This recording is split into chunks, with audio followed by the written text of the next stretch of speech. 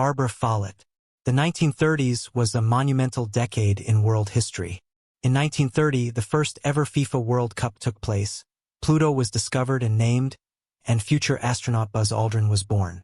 In the years that followed, the Hindenburg disaster shocked the world, famed aviator Amelia Earhart vanished, and ultimately World War II began.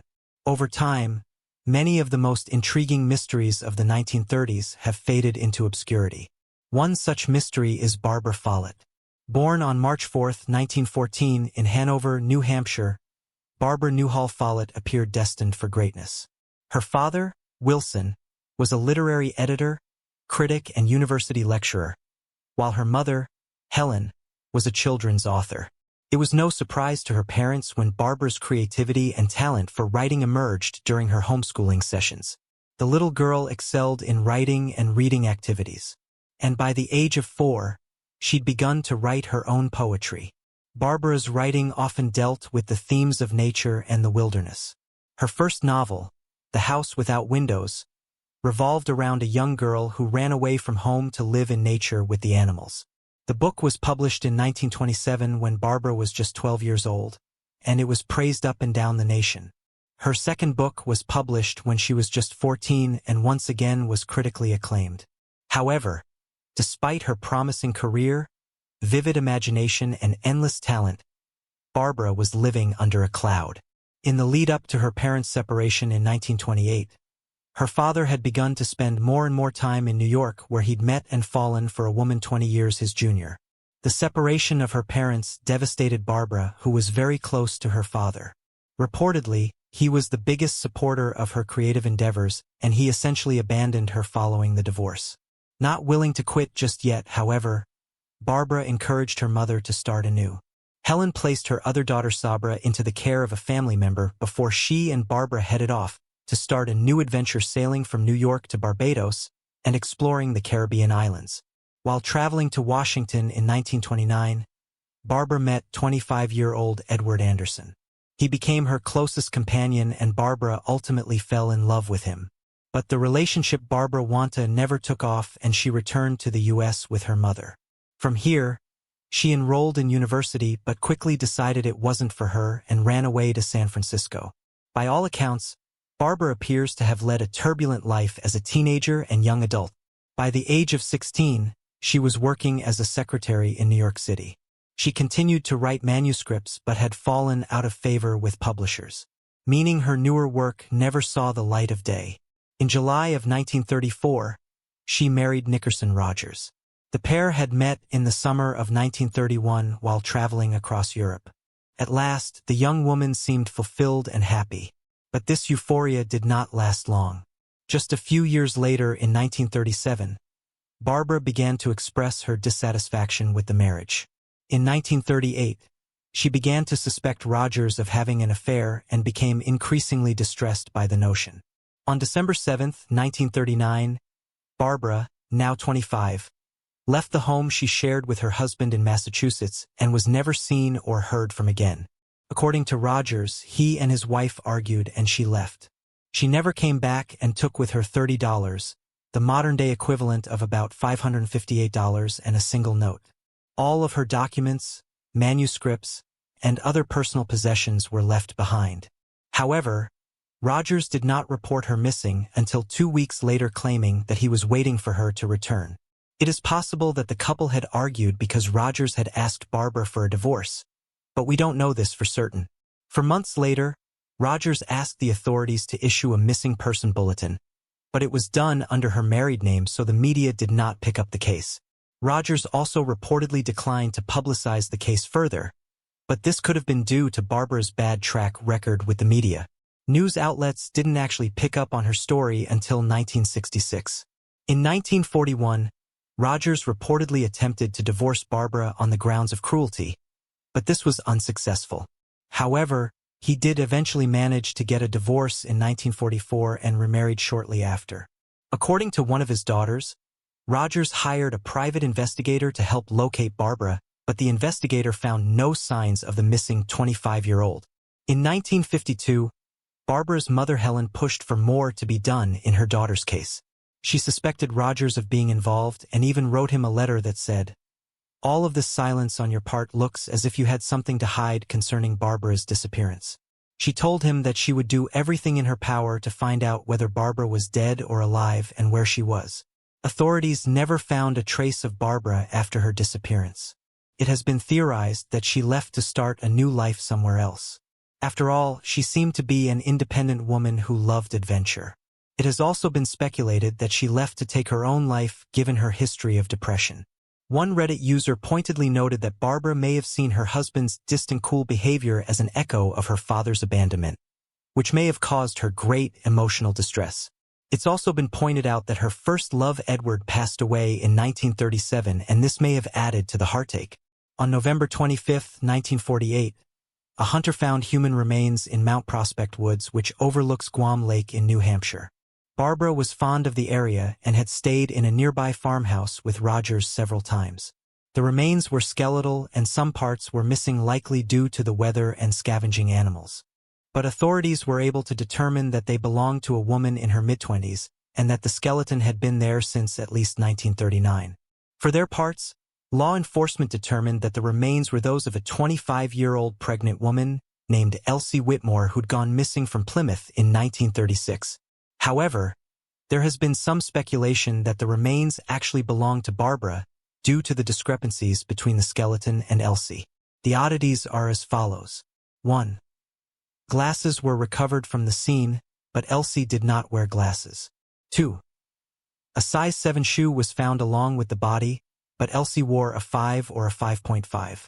3. No belongings from the scene could be identified by Elsie's family.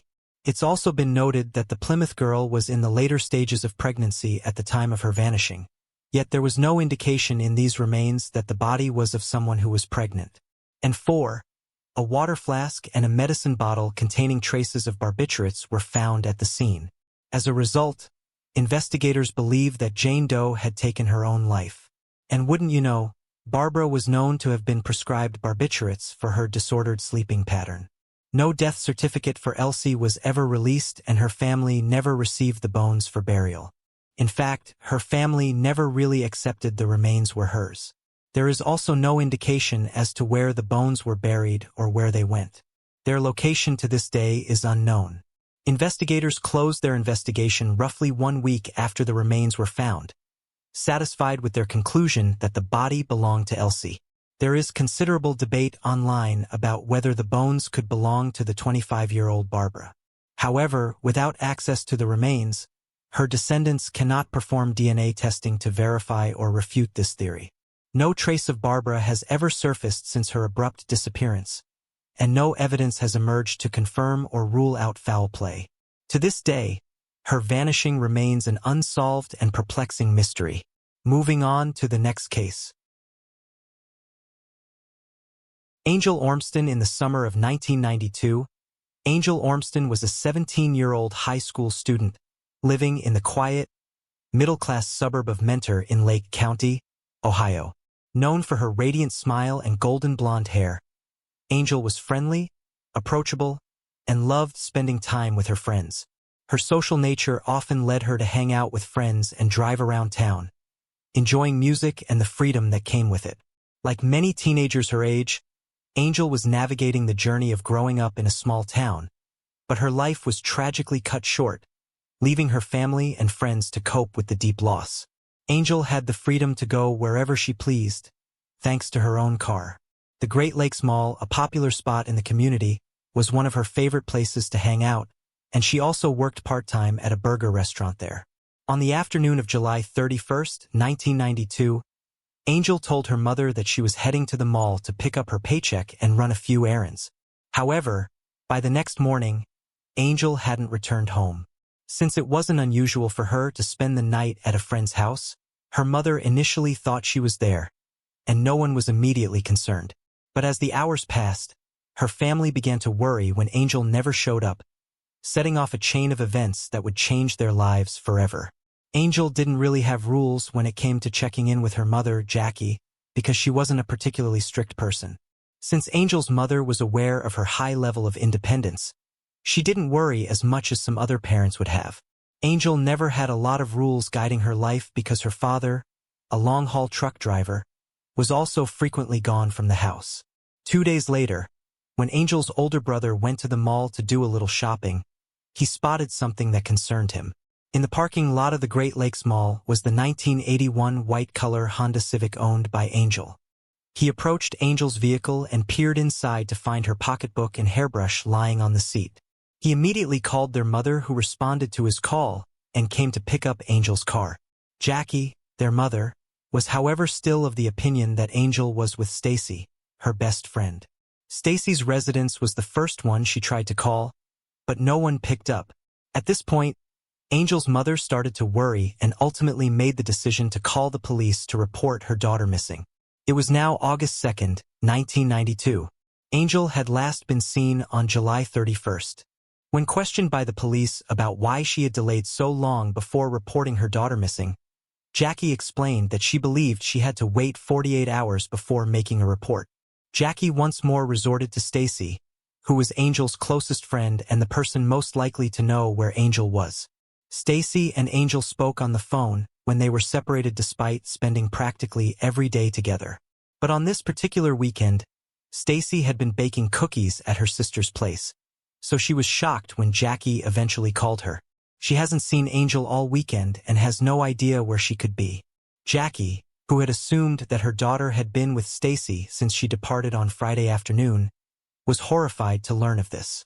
The Mentor police undertake a thorough search right away, and Larry Fish is named the case's lead detective.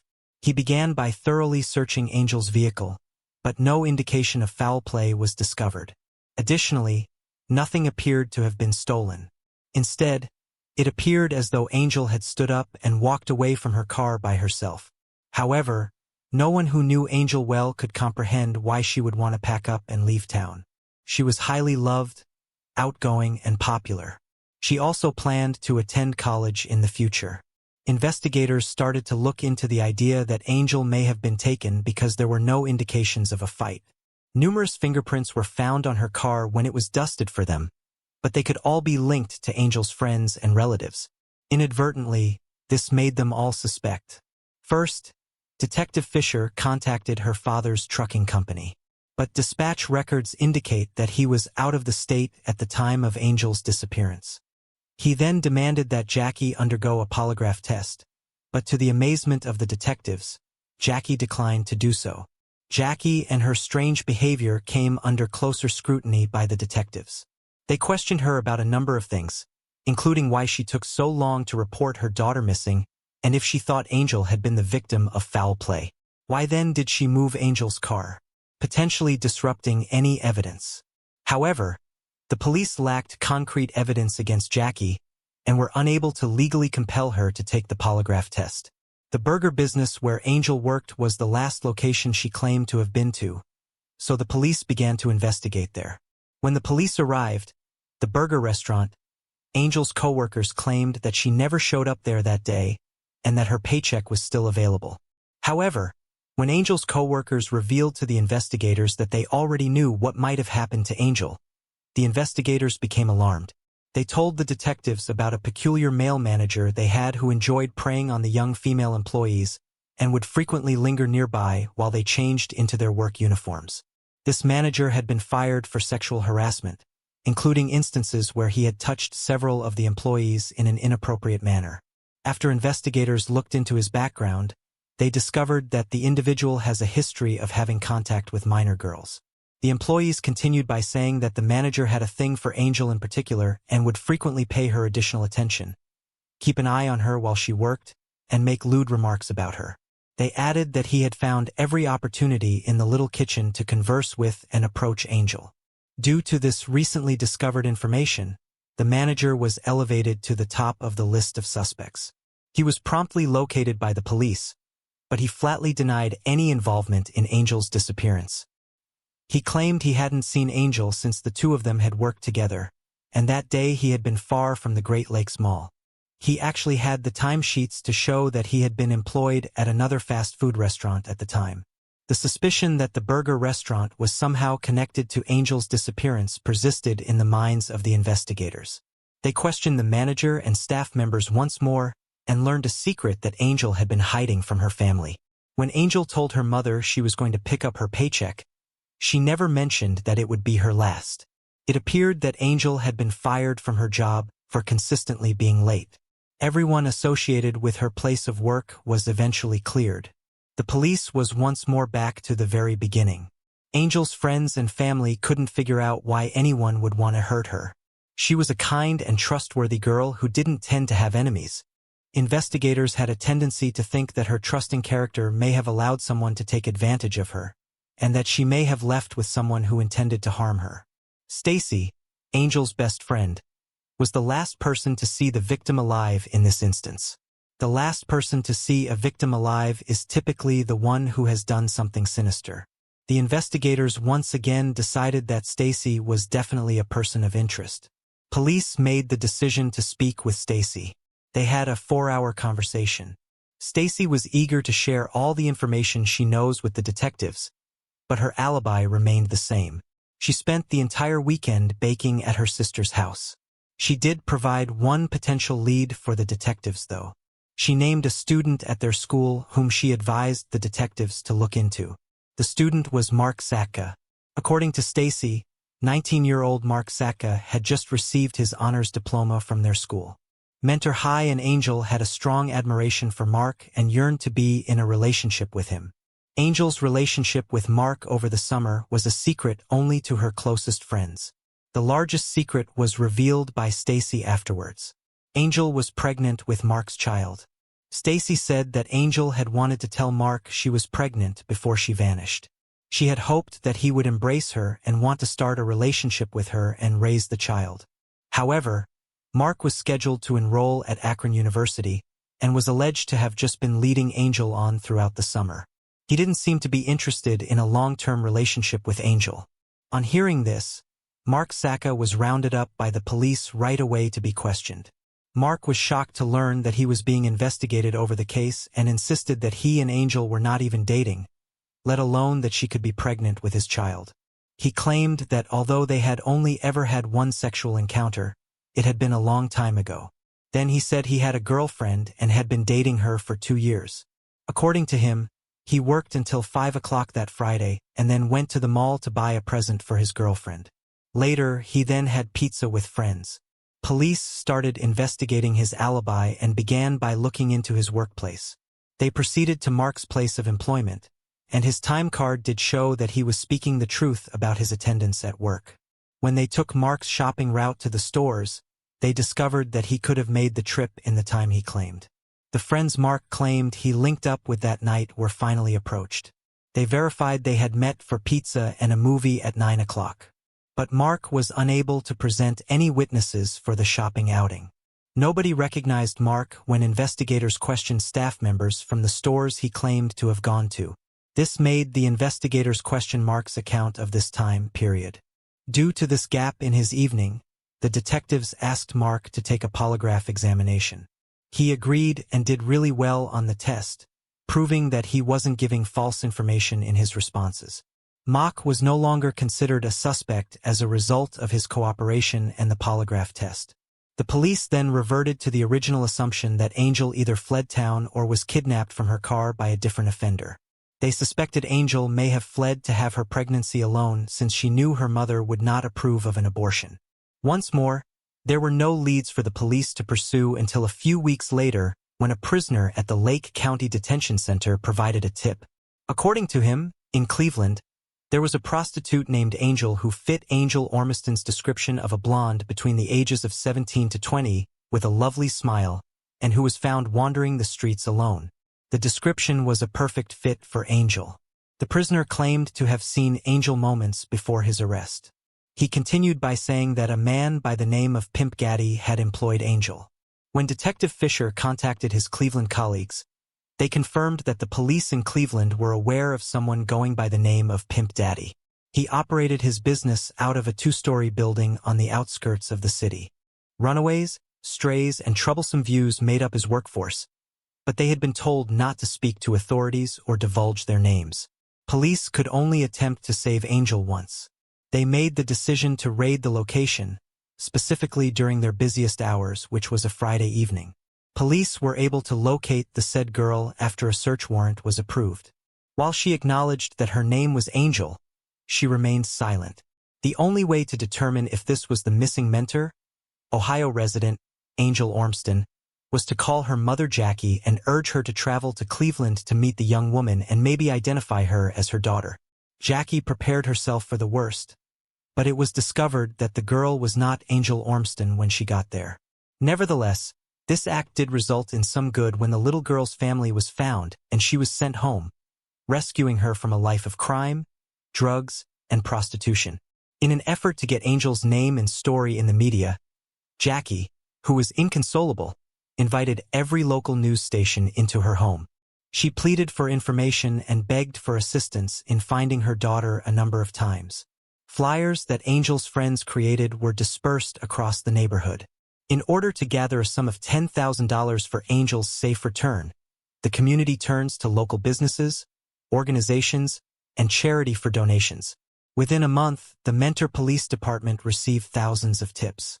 Police spent a lot of time investigating the tips, but to no avail.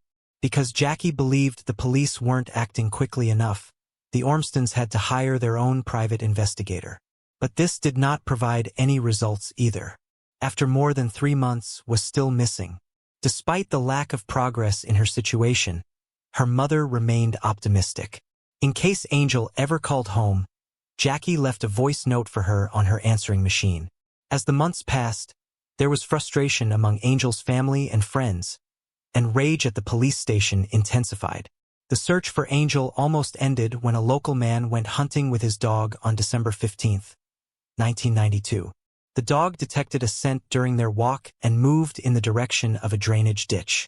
The man then became aware of a sizable form that was covered in a sheet and had a rope tied around it. He noticed something that appeared to be a human hand when he pulled back the fabric. Despite being severely decomposed, the body had been lying face down for several months when it was discovered by investigators, which is roughly how long Angel has been missing. Green duct tape and an old piece of clothesline were used to bind the corpse. Police were able to identify the body as being that of a female despite the fact that it was completely unrecognizable. Everyone recognized the person in their hearts.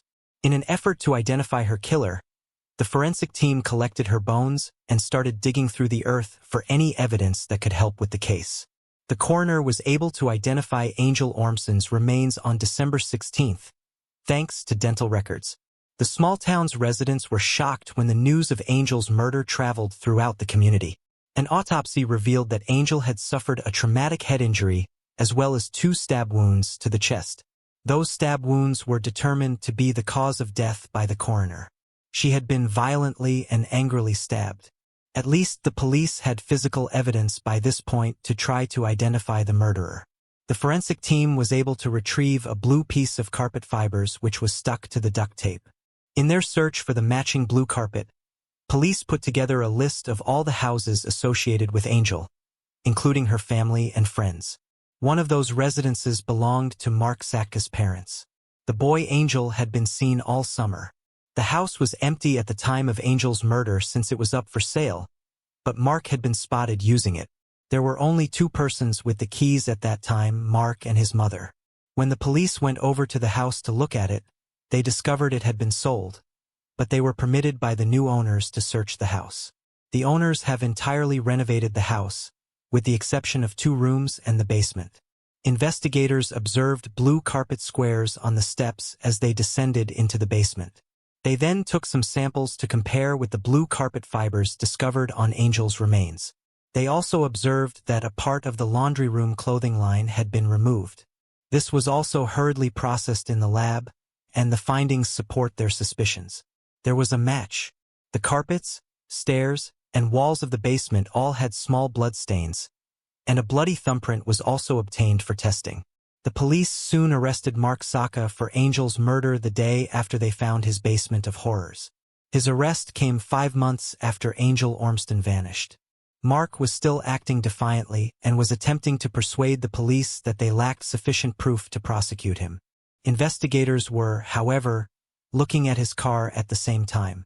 Even though Mark had made an effort to thoroughly wash his car, the job fell short. The exact roll of green duct tape that was used to bind Angel was still in his car, along with remnants of blood in the trunk. After being challenged by Detective Fisher with all of these tangible evidence against him, Mark finally acknowledged doing something stupid. When asked what stupid thing he did, he said that he killed Angel. He claimed that he brought Angel to the house with the purpose of having intercourse with her, but that he became angry when she revealed that she was pregnant and that he was the father. When Angel refused to get the abortion he insisted she have, he got angry and knocked her to the ground by his repeated punches. He hurried up the stairs and raced to the garage to retrieve a knife and stabbed her twice. Detectives questioned if Angel was alive or dead before he stabbed her. He responded that she was alive since he could see her breathing. Mark then dragged her up the stairs after wrapping her body and tying a laundry line around her legs. She was placed in his car and he drove to the woods to discard her body there. He went back home to clean up before going to dinner with his friends. The entire time that Mark had been eating pepperoni pizza and having fun with his friends, Angel's body had been lying in a shallow grave. After Mark's interview and confessions, he was accused of killing Angel. The news brought some relief to Angel's loved ones as authorities finally made progress in the case. Mark led investigators to the roadside spot where he had discarded Angel's car keys and then guided them to a remote location where he had thrown away the knife used in the crime, though the weapon was never recovered. Mark's motive for killing Angel was rooted in his belief that she was a hindrance to his life. He saw her as a complication, especially since she was pregnant with his child. Despite not having any genuine feelings for Angel, Mark felt he would be burdened with responsibility for her and their unborn child, which he clearly resented. In February 1993, Mark pleaded guilty to aggravated murder and kidnapping in exchange for avoiding the death penalty. During the investigation, he had passed a polygraph test, which was a reflection of his lack of conscience. Throughout the process, Mark showed no remorse for his actions, further illustrating his indifference to the crime he had committed. Moving on to the next case.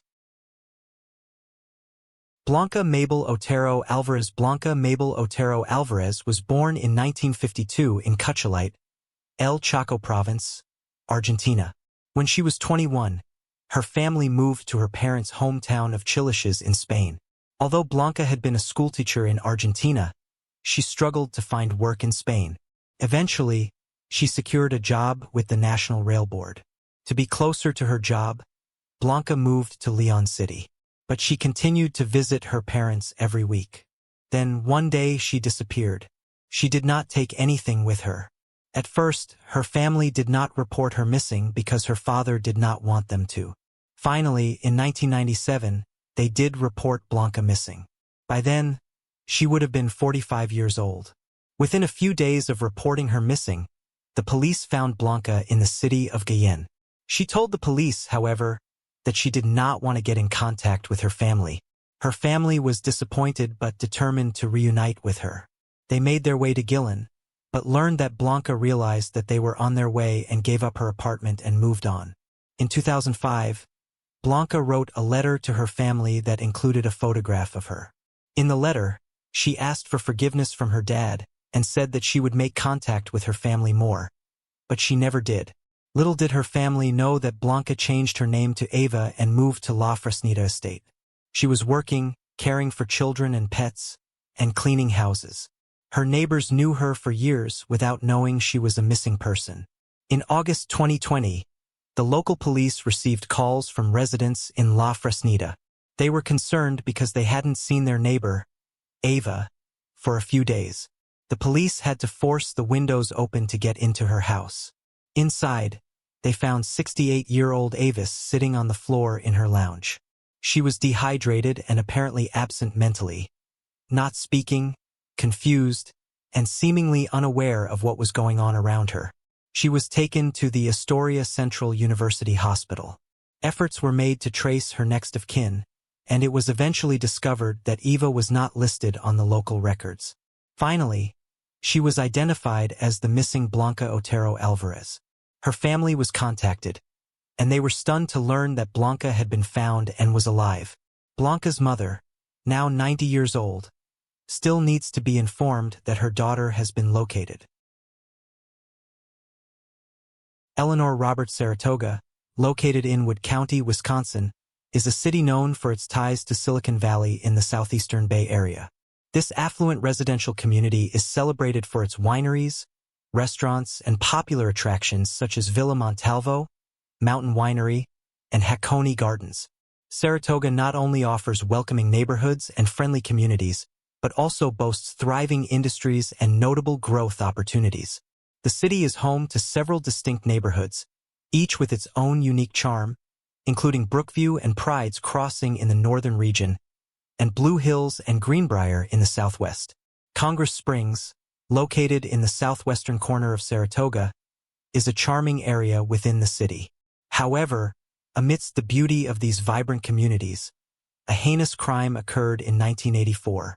A 73-year-old woman was tragically and brutally murdered in her own home, leaving investigators with little evidence to go on. Eleanor Roberts, a beloved resident of Nakusa, Wood County, Wisconsin, was born on April 10, 1911. She was a cherished mother, wife, and grandmother, with her son, Marshall Roberts, living nearby in Saratoga. Known for her compassionate nature and her unwavering commitment to ensuring the happiness and well-being of those around her, Eleanor was a beloved member of the Saratoga community in which she resided in 1984. Unfortunately, tragedy struck when she least expected it, lurking just around the corner. The events that unfolded within the Roberts household on that fateful day, November 27, 1984, were undeniably chilling. Eleanor's brother grew concerned when she failed to meet him at an automobile dealership where she had planned to purchase a car. He subsequently went to her home on South Hollywood Road in Saratoga. However, when Eleanor did not respond to his knocks on the door, he reached out to her son, Marshall Roberts. Unbeknownst to Marshall, he was about to encounter a scene of horror that would haunt him for the remainder of his days. Aware of a hidden key to his mother's house located outdoors, Marshall made his way to her Saratoga residence. Upon unlocking the door and stepping into the house, he immediately sensed that something was wrong. The atmosphere was heavy, and an eerie silence filled the air. However, it wasn't until he reached the bathroom that he truly comprehended the gravity of the situation. As he opened the bathroom door, Marshall was confronted with a sight that he could never have anticipated. His mother, Eleanor Roberts, lay motionless on the floor, surrounded by her own blood. Shockingly, her head was concealed by a bath mat, which Marshall swiftly removed, only to be faced with an unimaginable scene. His mother's lifeless body bearing signs of violent trauma. In that moment, Marshall realized that he was standing in the midst of a crime scene, one that would forever alter the course of his life. Without hesitation, he dialed 911 and reported the tragic discovery to the police, providing them with the address. Within a matter of minutes, officers were dispatched to the scene. Soon after making the call, the Wood County Sheriff's Department detectives and forensic team personnel arrived, swiftly filling the premises. The forensic pathologist who conducted the autopsy determined that Eleanor's cause of death was a combination of blunt force trauma and multiple stab wounds, likely inflicted by a pair of scissors based on their shape and other factors.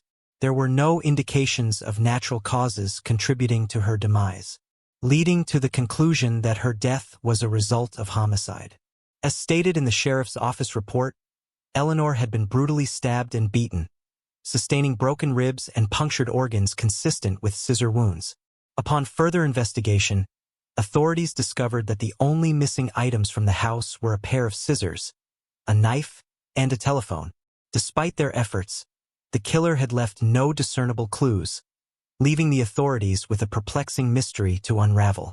However, just as all hope appeared to be fading, a ray of light emerged in the form of a palm print discovered in the bathroom where Eleanor's body was located. The knife was found on Hillcrest Avenue in Saratoga on the same day, not far from Roberts' South Hollywood Road residence.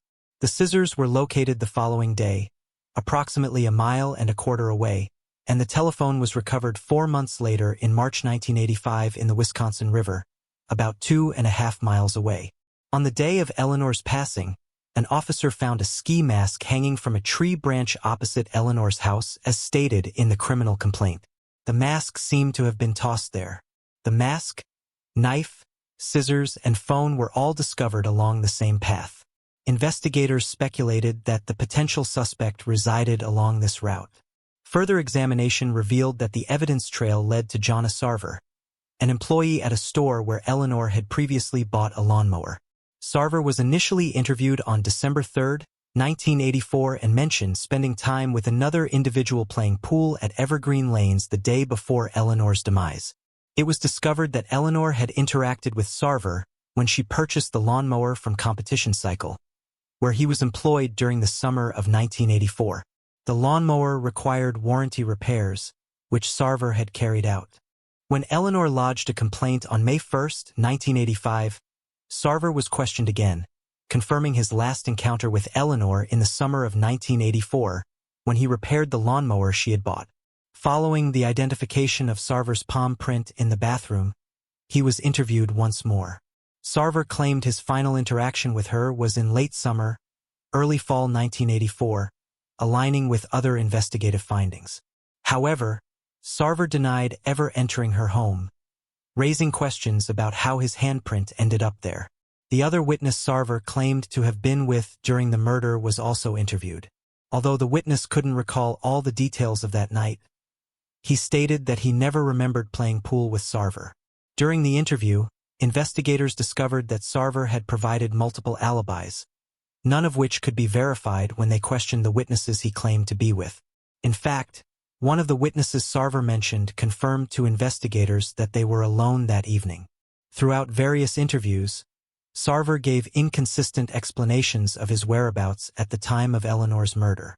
None of his explanations or alibis could be substantiated by investigators. Another witness around the time of Eleanor's death informed investigators that Sarver was facing financial difficulties and had borrowed $2,000 from him. However, the witness stated that he was never repaid after the murder. In 2005, a confidential informant revealed to investigators that 17 years prior, Sarver had confessed to killing a woman by delivering a karate chop to her neck, which matched the injuries sustained by Eleanor. Several small claims cases were filed against Sarver since 2006 for unpaid bills, and another similar case was filed shortly after his arrest. Despite the mounting evidence against Sarver, the case eventually went cold. Lieutenant Robert Lewandowski, a retired investigator from the Wood County Sheriff's Office who worked on the case, mentioned that it often encountered obstacles throughout the years. Former Sheriff's investigator Jay Schroeder dedicated countless hours to organizing years' worth of information. Disagreements between investigators and prosecutors regarding the readiness to reopen the case were not uncommon, according to Lewandowski. For decades, the case remained unsolved, seemingly insurmountable. Nearly 30 years after the incident in May 2013, investigators obtained a search warrant to collect DNA from Jonna Sarver, who had long been considered a key suspect in the case following Eleanor's tragic death. Jerome C. Lippert, a retired business executive residing in the Pittsville area with a keen interest in local history and events, penned an article that was published in the Wisconsin Rapids Tribune on December 16, 2016, making a startling assertion. Not all law enforcement officers involved in the investigation should be commended. This revelation unraveled a narrative within a narrative.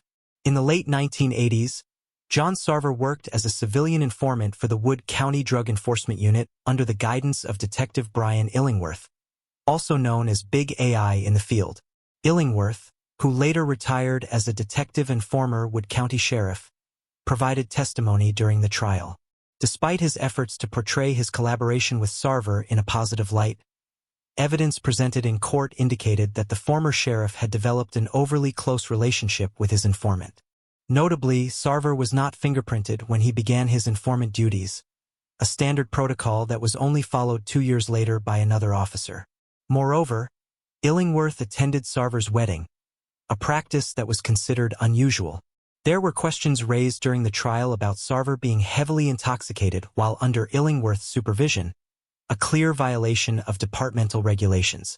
In 1988, during the investigation into Eleanor Roberts' murder, a mysterious meeting occurred at a cabin in Adams County where Sarver and Illingworth were reportedly alone before other law enforcement officials arrived to interrogate Sarver. The contents of that private conversation, if any, have never been disclosed. Additionally, Lippert possessed crucial information that never surfaced during the trial. In the 1990s, a member of the Roberts family approached then-Sheriff Illingworth with a Reader's Digest article discussing advancements in DNA testing, hoping it could assist in their case. Regrettably, the sheriff responded insensitively, stating that the suspect was a friend of his, and dismissively returned the magazine. This type of response is completely unacceptable from any law enforcement officer when a grieving family member seeks justice for their loved one. It is now evident that not all police officers involved in this case deserve commendation. This attitude or conflict may have contributed to the delay in achieving justice. Additionally, there was a peculiar incident towards the end of Sheriff Illingworth's career in Wood County that may be relevant. It is possible that some long-term residents recall Illingworth being admitted to a Rock County institution in 1997, reportedly due to depression and struggles with substance abuse. Initially concealed from the public, this information eventually came to light, leading Illingworth to decide against seeking re-election in 1998. He retired from law enforcement without much attention the following year. In that same article, Lippert also mentioned a primary suspect at the time, although he couldn't disclose the individual's name for obvious reasons. However, that person was Mr. Sarver. Lippert also suggested that the entire story was not being revealed, and indeed, the trial confirmed the accuracy of his statement. He called for renewed interest in the case, prompting investigators to diligently pursue the killer of Eleanor Roberts. Wood County Sheriff's Officer, Heiser, stated, meticulously review the 5,600 pages of reports compiled over the years, and subsequently meet with all the investigators who had previously worked on the case. Sarver, the accused, was 21 years old when Eleanor passed away. He was employed at a business that sold her a lawnmower and had visited her residence to service it. Initially, he denied ever entering Roberts' home when questioned by the authorities. However, investigators later discovered his palm print on the bathroom counter, contradicting his statement. In April 2020, a witness who had chosen to remain anonymous finally came forward after almost 4 decades of suppressing his memories out of fear. This witness confirmed that there were indeed 3 individuals present at the crime scene in 1984. During the trial, Mr. Sarver was described as a scary dude due to his connections with the police, which instilled fear in the witness and prevented him from speaking up. However, in 2020, he mustered the courage to share his painful memories, realizing that it was better to confront them before it was too late. His testimony was incredibly compelling, leaving the courtroom in complete silence. According to the complaint, the witness informed investigators that he had heard Sarver confess to breaking into Eleanor's house through the rear entrance with the intention of robbing her, resulting in her accidental death. The criminal complaint also highlights the department's persistent efforts to submit DNA samples for testing from 1988 until 2020, utilizing increasingly advanced techniques as they became available. Unfortunately, the case faced a setback in 2020 due to the global pandemic following the pressing of charges. The Wood County Sheriff's Office and Wisconsin Department of Justice jointly announced that on August 27, 2020, Jonna Sarver, the primary suspect in this case from Port Edwards, Wisconsin, was apprehended in connection with the first-degree murder of 73-year-old Eleanor Roberts. A found guilty Sarver, who had been detained with a $1 million cash bond, could potentially face a life sentence in prison. Sarver, through his legal representation, requested Wood County Circuit Judge Nicholas Brezett Jr. to postpone the trial initially set for March 14, 2022. Despite the plea, Roberts' son and Assistant Wisconsin Attorney General, Ney, acting as a special prosecutor, urged Judge Brezzo to maintain the trial dates as per the online court records. Sarver's legal team, consisting of Jeremy Meyer, O'Day, and Taylor Hart, expressed the need for additional time to conduct interviews with witnesses and conclude their investigation. Consequently, Judge Brezzo rescheduled the trial and set a hearing for updates on March 15. In November 2022, John Sarver was convicted of the murder of Eleanor Roberts. Due to the timing of the crime, the judge has no jurisdiction over Sarver's parole eligibility. Sarver is required to serve a minimum of 13 years and 4 months before being considered by the parole board. The parole commissioner must ensure that Sarver meets these 5 specific criteria before recommending parole: good behavior, completion of rehabilitation programs, reduced risk to the public, adequate time served, and an approved release plan. Judge Bro expressed his sentiments, stating, "The period between the murder and the arrest in 2020 was considered his parole as stated in the reports." County Sheriff Sean Becker mentioned that the arrest was the outcome of a collaborative investigation between the Sheriff's Department and the State Department of Justice, who will handle the prosecution of the case. During a press conference outside the Wood County Courthouse, Sheriff Becker described the homicide as a brutal crime that remained unsolved for an extended period. He acknowledged the frustrations experienced along the way, but emphasized that they never gave up. The prosecutors from the Wisconsin Department of Justice meticulously built their case, while the lead defense attorney diligently attempted to sow doubt. Despite the defense's efforts, the overwhelming evidence led to an unsuccessful defense. Finally, on November 2, 2022, in Branch 2 of Wood County Court, a guilty verdict was reached. Concluding the case on January 23, 2023, the sentencing of John A. Sarver for the first-degree murder of 73-year-old Eleanor Roberts brought justice to the case.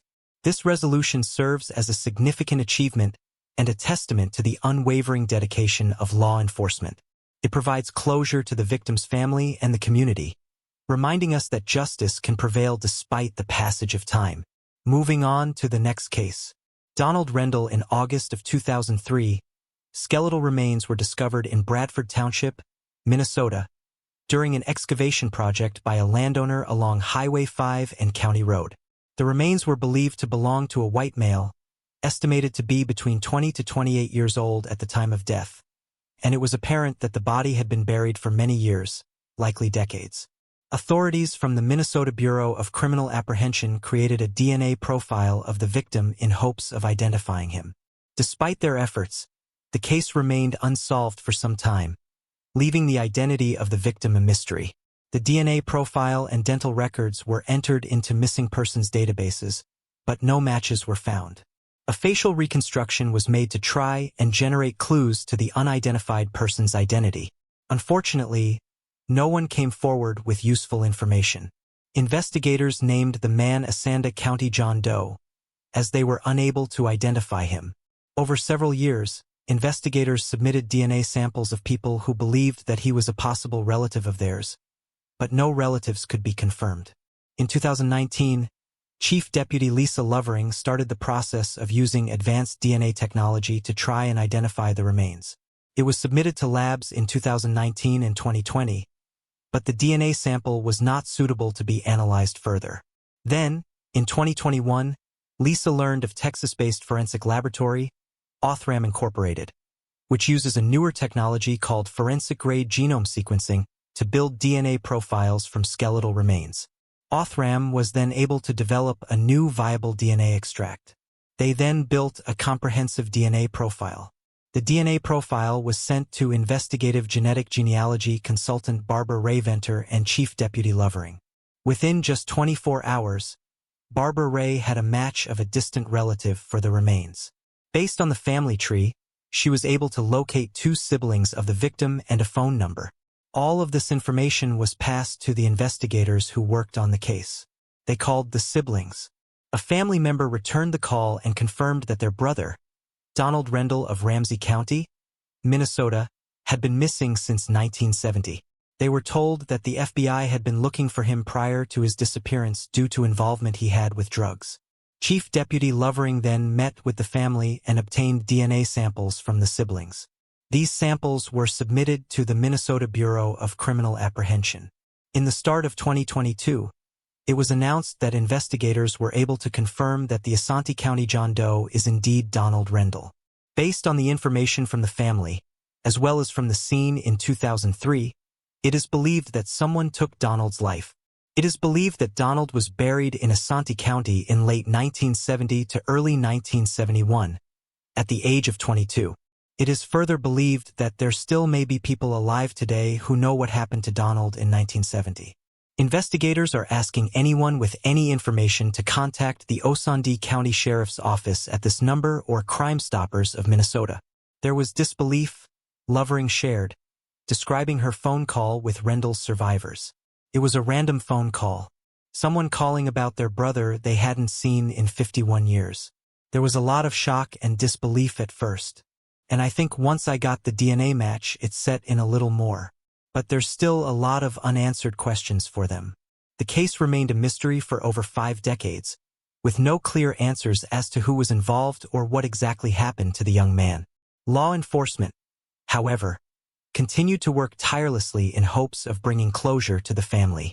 As the investigation unfolded, they were finally able to identify the victim and return him to his loved ones after 51 years of uncertainty. This breakthrough highlights the importance of law enforcement's dedication to giving a voice to the victims and ensuring that they are not forgotten. Thanks for watching. Patrick McDermott. Patrick Kim McDermott was born in Seoul, South Korea, in September 1956. Shortly after his birth, he was put up for adoption and was taken in by an American family at the age of 2. As an adult, Patrick worked as a cameraman. In 1992, he married Yvette Nieper, an actress known for her roles in 1980s and 1990s TV shows like RoboCop and 21 Jump Street.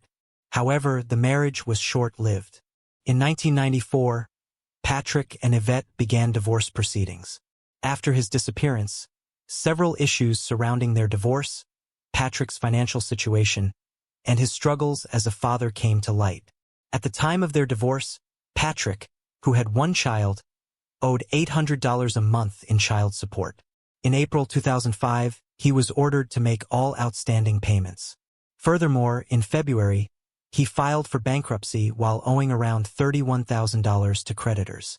It was also noted that in February 2002, Yvette and Patrick had fought over visitation rights, with Yvette stating in a petition that her ex-husband had a lack of parenting skills, often encouraging their son to play hockey, adding that he also had issues controlling his temper.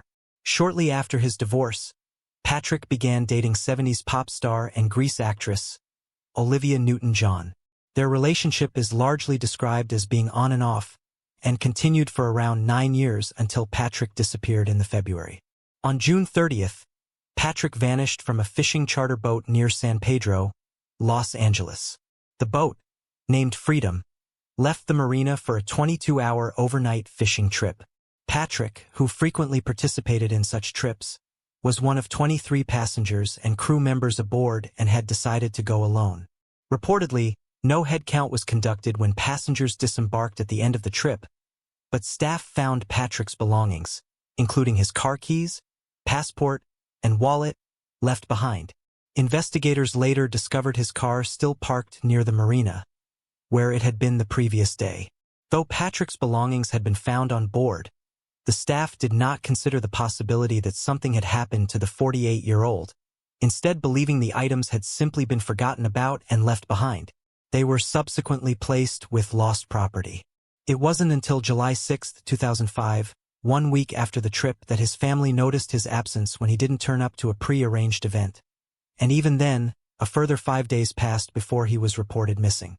The disappearance of Patrick, best known until this point for his relationship with Olivia Newton-John, wasn't reported on by the media until around a month later.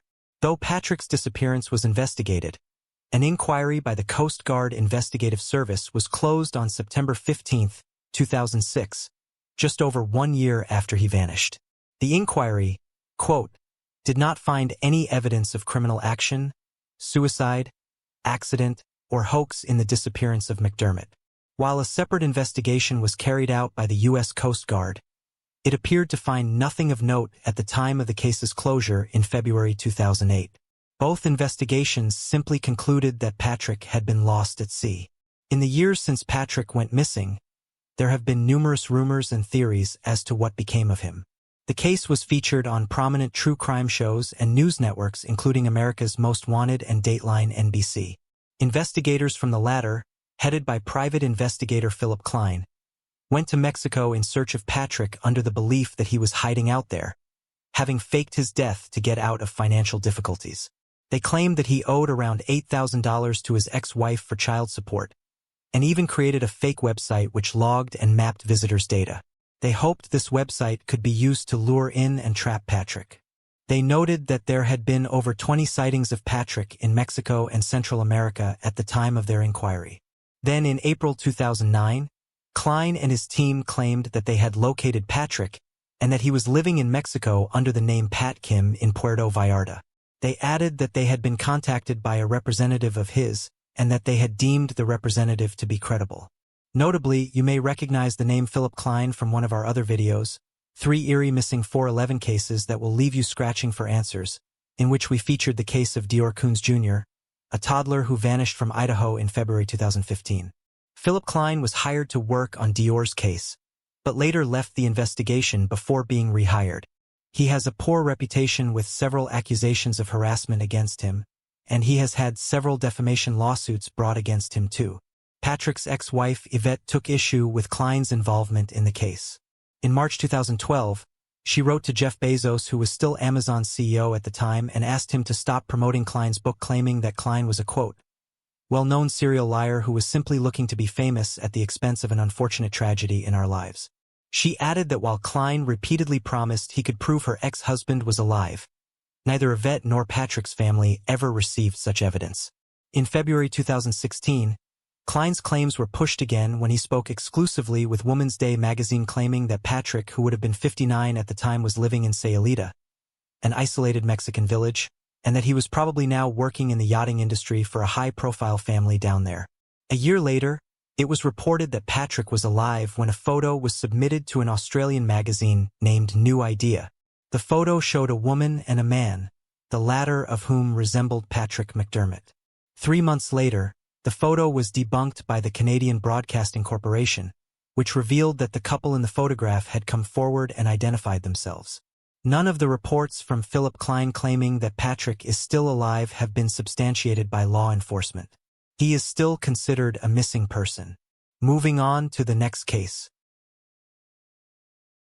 Mark McDermott and Joanna Dunn.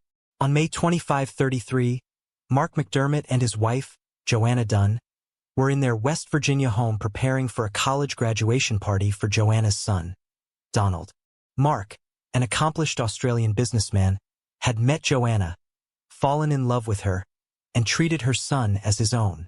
Over time, Mark and Donald grew very close, with Mark taking him on trips abroad and showering him with gifts like a luxury car and high-end clothes. A close friend of Donald revealed that during a brief separation between Mark and Joanna, Donald had insisted on living with his stepfather instead of his mother. Mark had been paying for Donald's college tuition at Marshall University. On the day of what was supposed to be Donald's graduation, police received an unusual call. From inside her home, Joanna calmly confessed to shooting her husband, Mark, in the head. Raleigh County Sheriff Sergeant Greg Cade was among the first officers to arrive on the scene. He found Joanna in a state of shock and Mark slumped over on the couch with 2 gunshot wounds to the head. The murder weapon was found on the dining room table. The police also discovered a typed-up suicide note apparently written by Joanna to her son, Donald. Officers took Joanna into custody and Donald was brought to make a statement. Donald repeated his initial story. He had been in the shower when his mother had shot his father.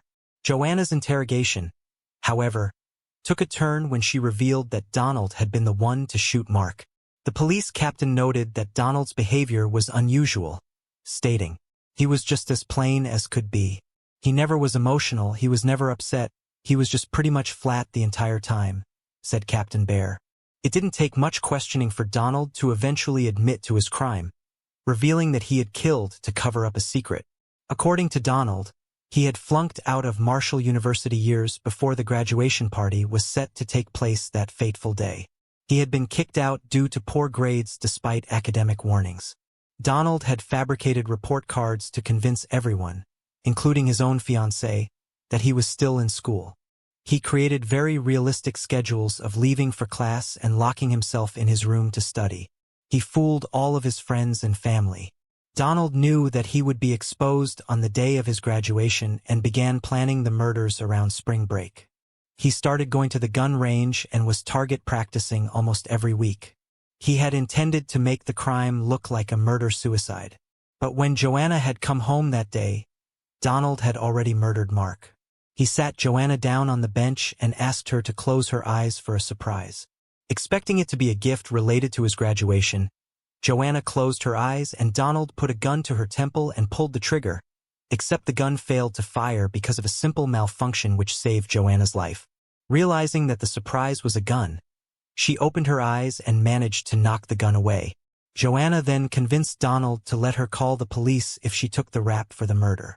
Donald agreed, which led to her strange 911 call and forced confession. After only 5 hours of questioning, Donald confessed as to why he planned the murder. He said, "It wasn't really the thought of upsetting them. I guess it was the thought of losing a vehicle, losing a place to live, losing fancy custom shoes and junk like that." During his confession, he told police he thought he would get sick or upset after murdering his stepfather, but that he never felt those symptoms of regret. Mark's family in Australia was devastated at the loss of the big-hearted, jovial family man. Still to this day, I'll never make sense of it because it's just a heartless monster that was born and took my brother who lost his life for showing too much love, said Mark's sister, Tracy McDermott. Donald never expressed remorse for his actions to detectives. He even said that he would do it all again. Donald was sentenced to life in prison and his most recent appeal has been denied. Surprisingly, Joanna continues to maintain a relationship with her son, visiting him in prison, despite him taking the love of her life and nearly ending her own life as well. This has baffled many people close to her. Moving on to the next case. Mark hacking. In a low-level position at a children's psychiatric unit in Salt Lake City, Mark Hacking secretly admired the doctors he worked with. He aspired to be like them, and through a series of lies he convinced everyone around him, including his wife Lori, that he was on the path to medical school. His family believed he had graduated with a bachelor's degree from the University of Utah, but the truth was he had dropped out. Although there were subtle signs of his dishonesty over the years, the Hackings never connected the dots. 3 years before Lori's tragic death, she received a voicemail from Mark's mother, expressing confusion. She had tried to pay Mark's undergraduate tuition, only to learn from the college that he wasn't even registered as a student. Mark brushed it off, saying he had just forgotten to cross a few T's and dot a few I's in the registration process and that it was all fixed now. His family believed he had worked it all out and was a full-time student who eventually graduated with honors. His mother even helped him with term papers and allowed him to keep his old textbooks at her house. 1 year later, he began an elaborate process to make it look like he was applying to medical school after he seemingly received his undergraduate degree. He would speak of the application process and interviews extensively, even going so far as having his family members drive him to prestigious Ivy League schools for so-called interviews. He flew to Manhattan, where he stayed with his cousin under the pretense of having an interview at the University of Columbia Medical School. Afterwards, talking at length about how he felt the interview went. Eventually, Mark told everyone he had been accepted to the University of North Carolina Medical School, and he and his wife, Lori, procured housing in North Carolina and prepared to embark on the cross-country move. Lori had quit her job at Wells Fargo and had packed all their possessions in preparation for the upcoming relocation. During this time, Lori also found out she was pregnant. On July 15, 2004, Lori emailed her and Mark's family their new address in Chapel Hill, North Carolina. Whether the house was there or was another part of Mark's lie is unknown, as they would never move in. On July 16, Lori received a phone call from the University of North Carolina which caused her to leave work early, crying and obviously distraught. The details of the phone call are unknown, but in the early hours of July 19th, Mark called the police to report his wife as missing. He said she had left for an early morning jog and never returned. The case garnered almost instant media attention, and Mark could be seen on live television making a plea for any information on his wife's whereabouts and thanking the search and rescue workers for doing their jobs. But in the days succeeding, police quickly became suspicious when his financial history revealed he had bought a new bedroom mattress in the minutes prior to making the 911 call. On July 20th, Mark was reported by a nearby hotel for walking in public naked with only his shoes on. He was checked into a psychiatric hospital by his family, although many people thought him to be faking, as experts pointed out that had he truly gone crazy, he would not have kept his shoes on. As the investigation continued to turn up startling facts, his family was notified that his life had been a lie. This led Mark's father to confronting him, and Mark admitted to brutally killing Lori while she slept and putting her body in a dumpster.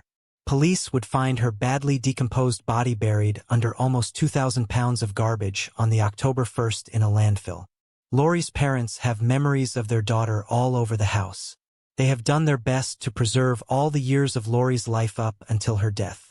In the days following the news that Mark had killed her, a digital photography company, Orem, offered to digitally erase Mark from all of the family photos for free, and Lori's headstone has no mention of the hacking name. Mark received 6 years to life, a sentence that sounds shocking and inspired a new law called Lori's Law to make the mandatory minimum for murder 15 years. Mark will be eligible for parole in February 1935, a sentence many believed is far too weak. The worst part of it all, says Lori's brother, is that none of this was necessary.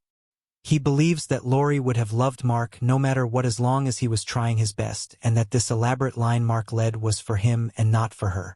The University of Utah offers the Lori Hacking Scholarship, awarded annually to a woman who has demonstrated resilience and strength by overcoming significant adversity and challenging circumstances to achieve her current success. This scholarship honors Lori's memory and serves as a lasting tribute to her perseverance and determination. Moving on to the next case. Janelle Melton. 33-year-old Janelle Melton resided in Neptune City, New Jersey, in February 2009, living in the Brighton Arms apartment complex. She worked as a social studies teacher at Red Bank Middle School, where her enthusiasm for history helped captivate her students. On September 14, 2009, Janelle had not arrived at school by 8 a.m. It was a significant day, as Janelle had arranged for a guest speaker to visit her students. The school secretary contacted Janelle's estranged husband, Michael Melton, asking him to check on her at her apartment. Janelle met Michael after college, where he admitted to flirting with her initially. They began dating and eventually got married in Jamaica in February. Both Michael and Janelle became teachers at Red Bank Middle School. Their marriage was strong for about 3 years. Michael explained that he wasn't accustomed to so much affection or having someone love him so deeply. He had started a basketball company and was often away. Eventually, Michael filed for divorce. Janelle had grown comfortable with her own space after the divorce. Despite this, they remained cordial and spoke on the phone daily. When Michael received the call from the school's secretary about Janelle missing work, he quickly drove to her apartment. Upon arriving, he noticed her car in the driveway.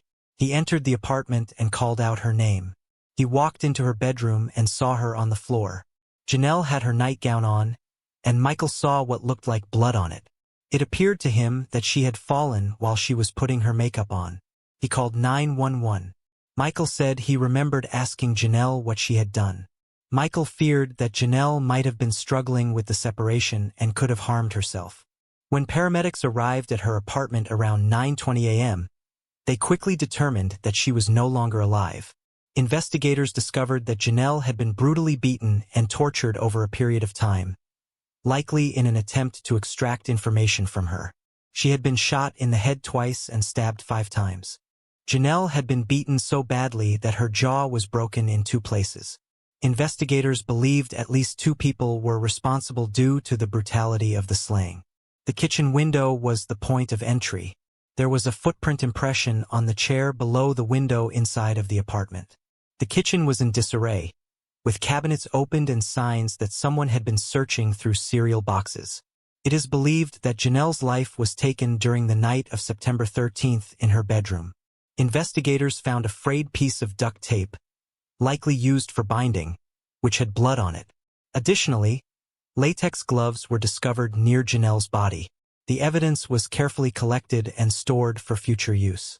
Michael was interviewed by the police, as he was the one that first found her body. Police first tried to collect any information about his relationship with Janelle. Michael admitted that they were still sometimes having relations. He said he felt like the questions were very evasive, but the police needed as much information as they could. Michael said he was visiting a friend on the night that Janelle's life was ended. His alibi was looked into. The police spoke to Michael's friend. His phone records didn't put him anywhere near Janelle's apartment on the night of the crime. Michael also consented to a DNA swab. 2 days after Janelle's slaying, a newspaper article came out. In the article, it said Michael was her estranged husband, and Janelle was found slain in her home. The article also mentioned that the divorce was to be finalized on October 6th. Michael realized that people thought he was responsible for taking her life. Michael said everyone turned on him. Michael's friend was an attorney. He agreed to defend him pro bono. He was told not to speak to anyone. When Michael returned back to work, he had a memo on his desk saying he could not teach anymore or have any contact with students. Michael met the school officials with his attorney. It was recommended to him that he take a desk job while the investigation was ongoing.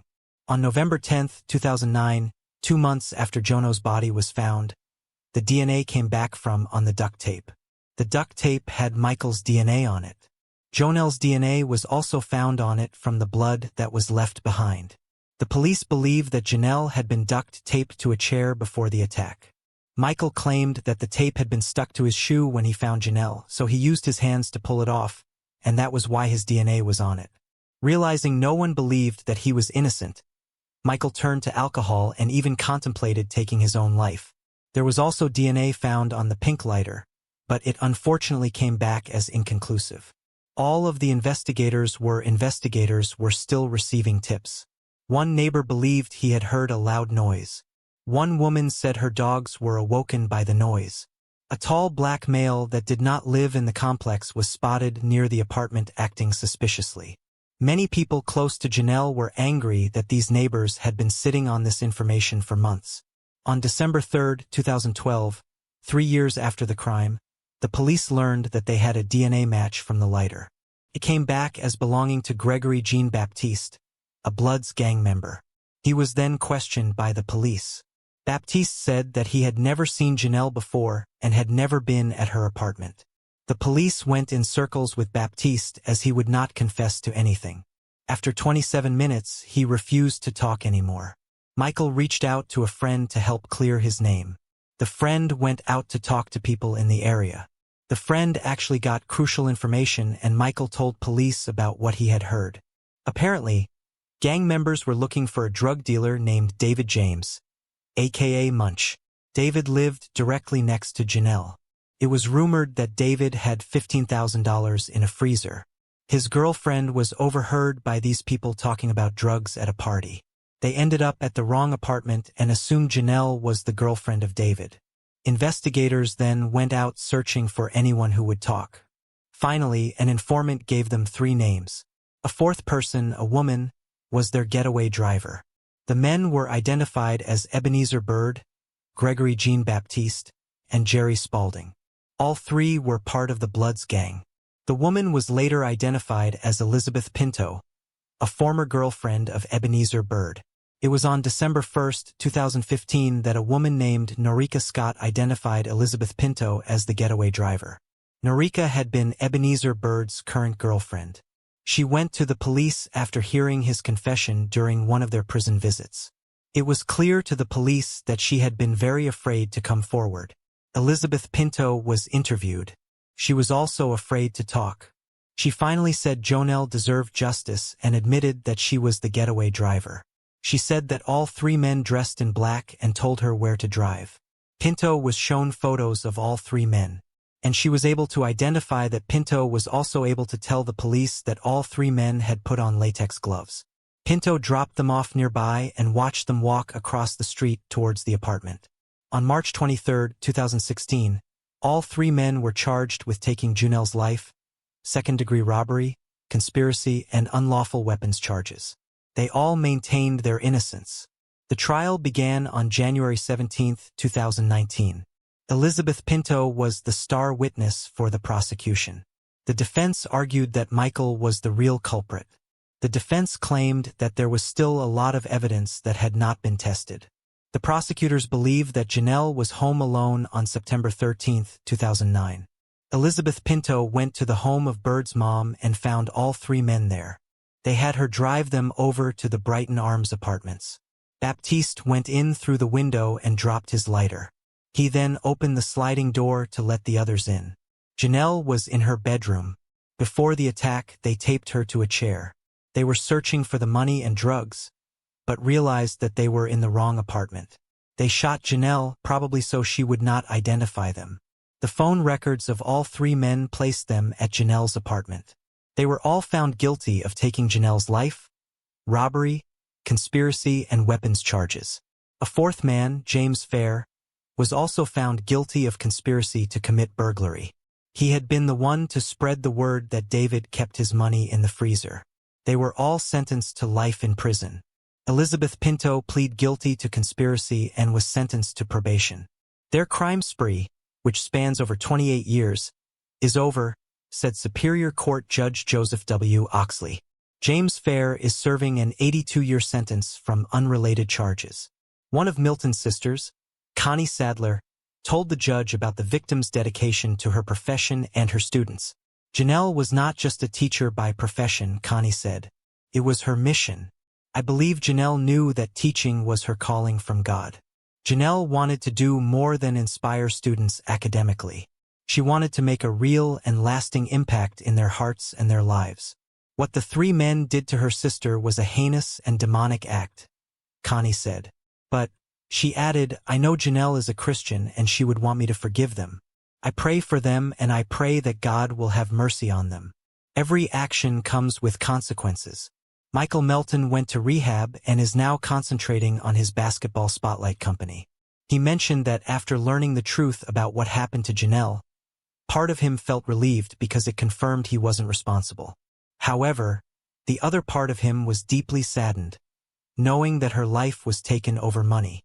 He added, now my life isn't about me anymore. It's about serving the community and striving to save lives. That's what brings me peace and drives me every day. I was given a second chance, so I feel compelled to make the most of this gift I've received. Moving on to the next case. Claire Miller. Claire Elena Miller, born in 2007 in Lancaster, Pennsylvania, was raised in a loving home with her parents, Mark and Marie Miller. While Claire was a healthy child, her older sister, Helen, faced significant challenges due to cerebral palsy. Helen's condition required constant care and made her heavily reliant on assistance, with much of her life spent in a wheelchair. Reports indicated that Claire Miller was always willing to help her sister, Helen, which made the events that unfolded all the more shocking to her family and community. Miller attended the private Lancaster Country Day School alongside her sister and typically spent her after-school hours in her room, posting videos on her TikTok account. Over time, she built a following of around 22,000 people. Most of her videos featured her dancing in her apartment or lip-syncing to melancholic pop music. Other videos showcased her father, often capturing moments of him making silly faces, playing the guitar, or humorously engaging with the camera. She also frequently recreated well-known anime memes on her TikTok account. Regardless of all these, Miller wanted more. She probably wanted all the attention she could get either from social media or from her parents. Miller wanted to be famously known for something.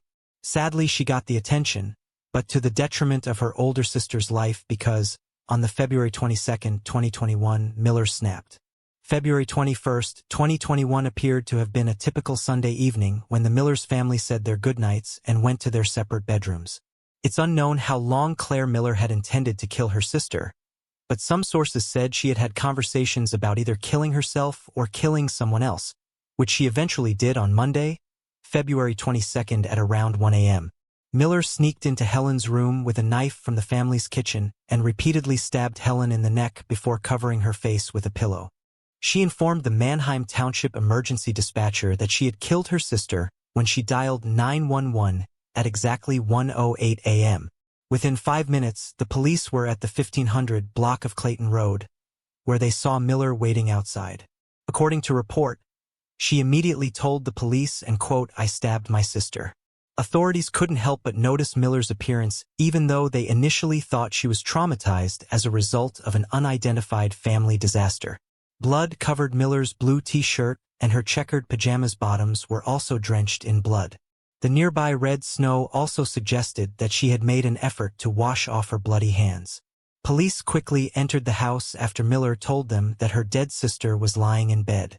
Sadly, Mark and Marie Miller were unaware of what had happened until armed police arrived at the bloody murder scene. It was then that they learned that their disabled daughter had been fatally stabbed. According to a police statement, one of the officers removed the pillow and discovered a knife sticking out of Helen's neck just above her chest. Officers observed that Helen's chest and the bed were covered with a significant amount of blood while her hands were up near her head.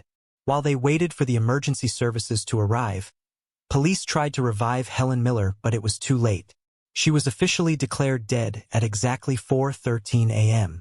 Claire Miller was taken into custody and charged with criminal homicide. She will be tried as an adult as the state of Pennsylvania does not consider murder a delinquent crime.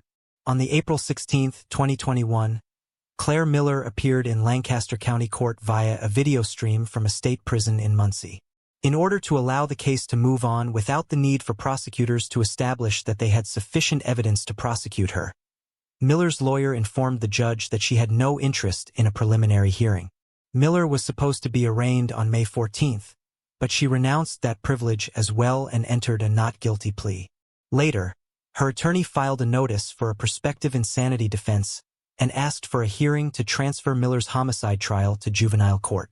The prosecution argued that Miller was obsessed with homicide, citing thousands of text messages she sent to a friend expressing a desire to harm someone, while the defense argued that she suffered a psychotic first break. Miller's parents have testified that they have already lost one daughter and don't want to lose their other daughter to prison. Unsettlingly, Miller's TikTok audience increased by almost 11,000 after the murder became public knowledge, and her final post received millions of views before TikTok completely deleted her account.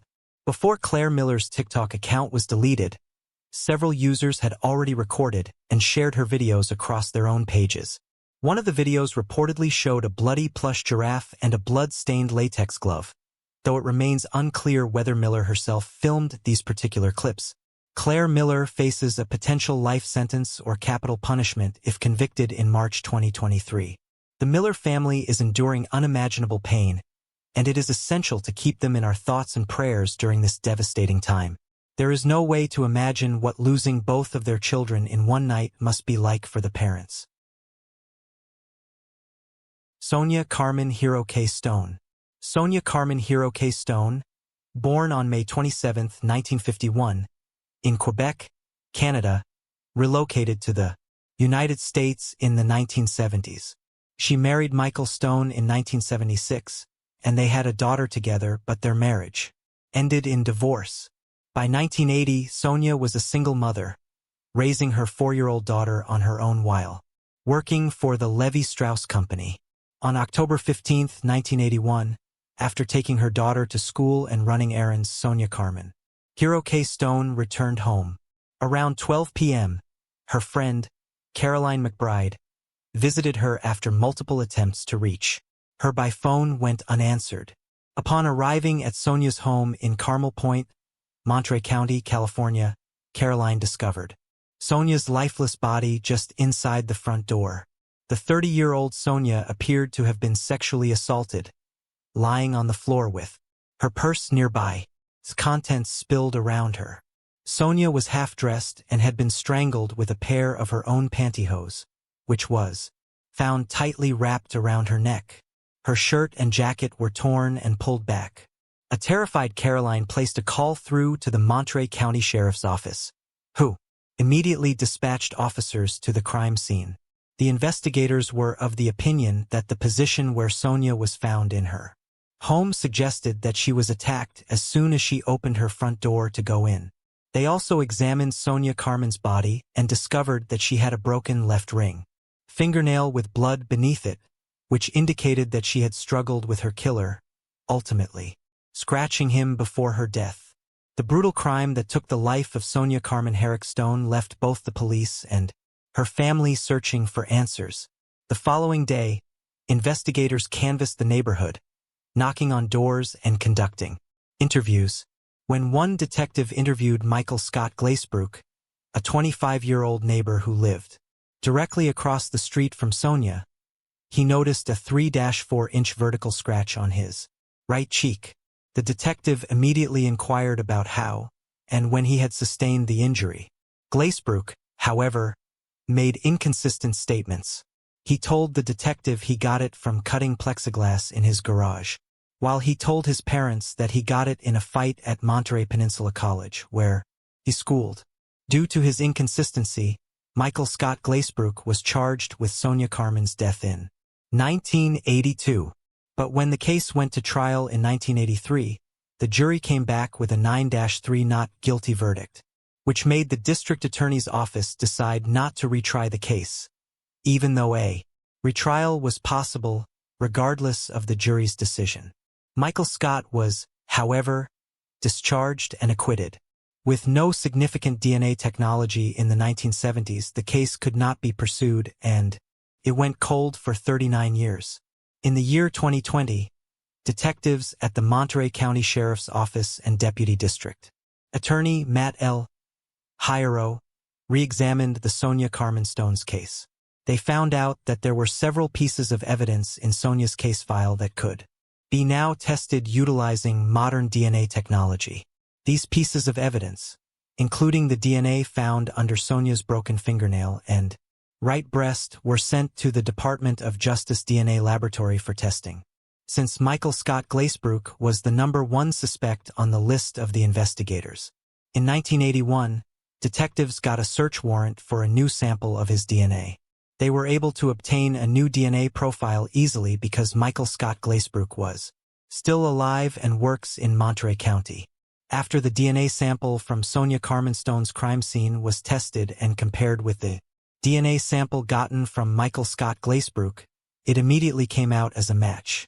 Doctors then conducted surveillance at Michael Scott Glazebrook's residence in the city of Seaside. Around 8 p.m. on August 14, 2021, Glazebrook drove away from his home. Michael Scott Glazebrook was eventually arrested in connection with the murder of Sonia Carmen Stone. In a symbolic gesture to honor Sonia, all detectives involved in his capture wore Levi's jeans, a nod to her time working at Levi Strauss. After an 8-day jury trial in 2023, Glazebrook, now 67 years old, was convicted of Sonia's murder. He is set to be sentenced in April, with the possibility of spending the rest of his life in prison without parole. Following the conviction, Sonia's daughter, now 44, expressed her relief, saying, "It's been a day that we have been waiting for a really long time. Sonia was a wonderful woman, and we're so happy to see justice for her." Moving on to the next case. Scott Johnson and Michael Noon formed a deep connection after meeting at the University of Cambridge, where Scott had moved to pursue his studies in mathematics. Their relationship blossomed, with Scott, originally from the United States, and Michael, an Australian musicologist, finding a strong bond despite the different paths their lives had taken. The couple's love for each other grew as they navigated life and England together, creating a life of shared experiences and passions. Then, in 1986, Scott moved to Canberra, Australia on a student visa to complete his PhD at the Australian National University. That way he could be with Michael. On December 10, 1988, a man's body was found on rocks at the foot of cliffs at Bluefish Point in North Head, near Manly, Sydney. The man was quickly identified as 27-year-old Scott Johnson. The police initially believed that he took his own life and jumped down the cliff. His family disputed this. They brought up the fact that his clothes were neatly folded on top of the cliff, and that his wallet was stolen. One of Scott's professors also said that he had just put the final touches on his PhD. He was hopeful for the future and could have a job at any of the great universities around the world. Something else that pointed to the possibility that Scott was pushed and did not jump was that there were gangs of men who roamed various Sydney locations in search of gay men to hurt. It was only in 2017 that investigators believed that Scott did not take his own life. A renewed police investigation was then launched. In 2018, a $1 million reward for information which could help solve the crime was announced. Scott's brother, Steve Johnson, who is a tech entrepreneur, then gave a $1 million of his own money to make the reward $2 million. The reward proved to be key to finally solving this cold case. In May of 2020, investigators arrested Scott White in connection to the case. It was announced that someone came forward and told investigators that White was the one that pushed Scott off the cliff. Then, on January 10, 2022, White confessed in court. He took responsibility for taking Scott's life. White is now convicted of the crime and will soon be sentenced. Steve expressed a mix of relief and sorrow after the arrest, saying, "Suddenly it was over. This man finally found the soul to confess and put an end to this. My family is all in tears." The emotional weight of the confession was evident, as the long-awaited closure brought both grief and a sense of justice. Investigators, now with new leads, have started looking into similar crimes from the 1970s and 1980s, hoping to uncover any further connections and bring additional resolution to unresolved cases. Moving on to the next case. Ruby Griffiths, born in Utah in 1982, was one of 4 sisters. She met Kevin Frank, an engineering professor at Brigham Young University, shortly after becoming an adult. The couple married quickly and had their first child, Sherry, in 2003, followed by 5 more children, with the youngest born in 2013. The family was devoted to the Church of Jesus Christ of Latter-day Saints, and Ruby later explained that her social media presence allowed her to share her beliefs in a way they normally wouldn't. In 2015, Ruby started documenting the lives of her family on their YouTube channel, 8 Passengers. Over time, the Frank family's vlogs gained more than 2 million subscribers and around 1 billion views. On the surface, they appeared to be just another typical American family, but the early criticisms mainly centered on the children's lack of privacy. The family filmed intimate moments, like their children's first shaves and a shopping trip where one of their daughters was buying a bra.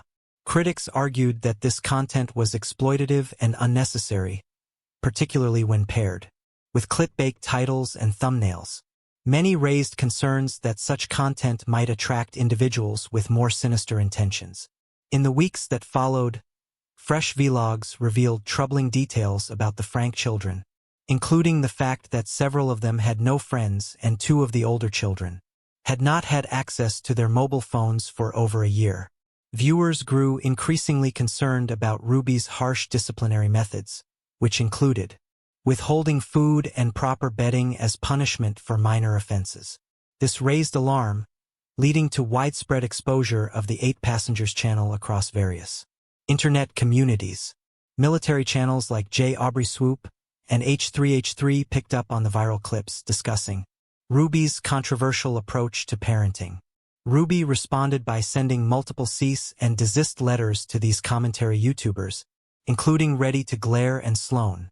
One of the most notable instances of Ruby's so-called punishments was when her 6-year-old daughter turned up to school with no lunch. When she was contacted by the girl's teacher and asked to drop something off, Ruby refused. She claimed that it was the 6-year-old's responsibility to pack her own lunch in the morning and said that going hungry throughout the day would be a punishment which would help her daughter remember that she needed to make lunch for herself. Ruby added that she asked that her daughter not be given anything to eat by the school or her peers. In various other clips, Ruby can be seen telling 2 of her children that if they don't behave, they will not be allowed to eat dinner, threatening to behead one child's plush toy, and even at one point claiming that Santa wouldn't be visiting the 2 children that year because they were not responding to other forms of punishment. Before I continue, I want to remind you that only a small percentage of people who watch my videos are actually subscribed. So if you enjoy my content, consider subscribing. It's free and you can always change your mind later. Now let's move on with the video. During TAP News, Ruby and Kevin Funk's disciplinary methods also included extreme measures like keeping their children home from school and making them clean the floorboards. Ruby defended these actions by saying, "It's because they're so numb. And the more numb your child is, the bigger the outcome they need to wake them up." One of the most controversial incidents was when they sent their 14-year-old son to a wilderness camp called the Anasazi Foundation Wilderness Program. The program's website claims it helps improve parent-child relationships by guiding children through wilderness experiences. This decision sparked further concern from the public, as it raised questions about the extent of Ruby and Kevin's methods to correct their children. The foundation, a nonprofit organization headquartered in Arizona, was founded in 1988 and reportedly aims to give troubled teens a chance to heal at the hands of nature. It offers not only the wilderness camp, but also several other resources for parents, including parents' seminars. The wilderness program saw the Franks' eldest son be sent away from home for 10 weeks while living in the Arizona desert. According to Kevin, the idea with wilderness therapy is if you can survive with these years in the wilderness with nothing more than the clothes on your back and a couple of field supplies, then there's nothing in this world you can't tackle. Ruby added that out in the desert there were real threats including snakes, bears, and cougar, stating, "I think close encounters would be good for him." The Franks never disclosed the specific actions that led them to send their 14-year-old son to the Anasazi Wilderness Program, a camp designed for troubled youths where he was separated from everyone and everything he knew for over 2 months. However, even after his return, the punishment continued. In a later video, it was revealed that when the son was 15, he had lost access to his bedroom and had to sleep on a bean bag in the living room for 7 months. This punishment followed a series of pranks he had played on his younger brother, including one where he falsely told him they were going to Disneyland in the early hours, causing the younger sibling to pack a suitcase and head to the car, only to be devastated when the trip didn't happen. On another occasion, the son pointed a BB gun at his younger brother's face.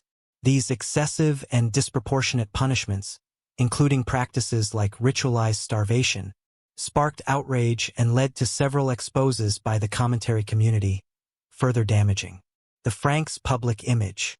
But these critical videos are not without justification. Experts have noted that such severe discipline often does far more harm than good.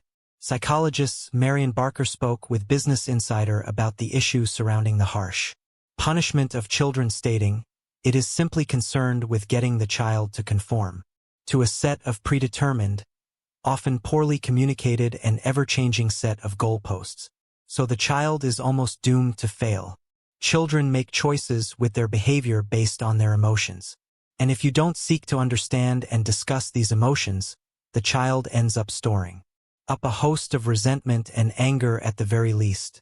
Worse," she added, "children can develop issues with self-worth and abandonment. Taking a child's bed is considered one of the worst forms of punishment a parent can dole out, as everyone seeks safety in their environment, and taking away the bed, quote, strips this out entirely and actually leaves the child in trauma." Likely due to the scandal in 2021, the 8 Passengers channel began to decline in popularity, and uploads became less frequent. Kevin told the media that the backlash the family had received over their punishments tactics had also led them to losing brand deals and sponsorships. Eventually, the channel was deleted altogether, and in its place in June 2022, Connections was established. This new channel was designed to give and share family and parenting advice. Several years earlier, in 2019, Ruby had met Jody Hildebrandt after she counseled one of the Frank children. Following this, Ruby hired Hildebrandt as her personal mentor. Ruby later claimed that Jody Hildebrandt's teachings had profoundly warped her perspective, stating, "I was led to believe this world was an evil place filled with cops who control hospitals, that injure government agencies, that brainwash church leaders who lie and lust, husbands who refuse to protect, and children who need abuse." Jody Hildebrandt was born in June 1969 and pursued a degree in English literature at Brigham Young University in Provo, Utah, before earning a master's degree in educational psychology from the University of Utah. Following her studies, Hildebrandt worked as the program director at a drug rehabilitation facility in Utah and became a licensed counselor in 2005. In 2007, she founded Connections, initially described as a counseling company focusing on relationships and businesses. However, Hildebrandt's career has been marked by controversy and a troubled track record. In 2012, she was put on probation for 18 months after disclosing sensitive confidential information about a former client to the LDS Church and Brigham Young University several years earlier. She claimed that the patient had serious issues but never formally diagnosed him, and reportedly didn't even spend enough time with the patient to figure out what was going on. Furthermore, in 2010, a teen living with Hildebrandt described as her niece reported her to the police after being forced to sleep outside in a sleeping bag and having duct tape placed over her mouth. The teen also described being made to wear the same clothes for weeks on end, and investigators discovered that the girl was not enrolled in school. The teenager told officers, "Jody is some kind of therapist and thinks she has all the answers. But Jody insults me all the time in front of others and acts like I am evil by not letting me talk to kids or others." Neighbors recalls that in 2020, the Frankie family first moved to Springville. Initially, they interacted with their local church and the children befriended others their own age. But as the years passed, the children were eventually removed from school. Around the same time as connections came into play, Ruby and Kevin separated, with Kevin moving out of the family home in August 2022. The children were frequently left home alone from this point on. And eventually, the blinds were left permanently closed and paper was placed over the windows. Both neighbors and the oldest Frankie daughter, who was now at university, repeatedly tried to involve the police, but their requests that the children be checked on often led nowhere, as the children never answered the door. The audience Hildebrandt and Ruby had on Connections was not nearly as large and loyal as it had been on the 8 Passengers channel. Ruby also created a new Instagram account as part of her work with Connections called Moms of Truth, which similarly to Connections offered parenting advice. On the Instagram account, Ruby stated that followers should avoid what she referred to as coping strategies. These coping strategies included social media, exercise, and socializing. Unsurprisingly, many people, including other parents, found the strategies that Connections taught to be extreme and harsh, with some critics likening the program to a cult. NBC News reported that several former clients said Hildebrandt's techniques were based in the LDS faith and that she used an extreme approach that included shaming her clients. Connections branded itself as a support group designed for mothers, intended to help treat those lost in the darkness of a distortion. Together, Ruby and Hildebrandt created video content that taught things including parents shouldn't love their children unconditionally or that children don't deserve privacy. The pair were also accused of being homophobic, transphobic, ableist, and racist in this content. Everything in Ruby's life turned upside down when she and Hildebrandt were arrested in Aubens, Utah on August 30, 2023 on suspicion of child abuse. Shortly before their arrest, Ruby's youngest son, now 12, climbed out of a window in the home he and his siblings shared with Hildebrandt and ran to a neighbor's house. He asked for food and water, and the neighbor was alarmed to discover duct tape on the boy's ankles and wrists. They promptly alerted the police. Arrests records later stated that he was taken to the hospital and treated for deep lacerations from being tied up with rope as well as malnourishment. His 9-year-old sister, Ruby's youngest daughter, was also rescued from the scene and found to be malnourished. The 2 remaining children in the house were taken into custody of Child Protection Services. Ruby's youngest son told police that Hildebrandt would put cayenne pepper and honey on their wounds, which were caused by being tied with a rope. Inside the home, investigators discovered cello tape, saran wrap, lots of paperwork, 2 superabsorbing dressings, 2 Coban bandages, 3 sets of brown and white rope, 2 pairs of handcuffs, and 3 carabiners.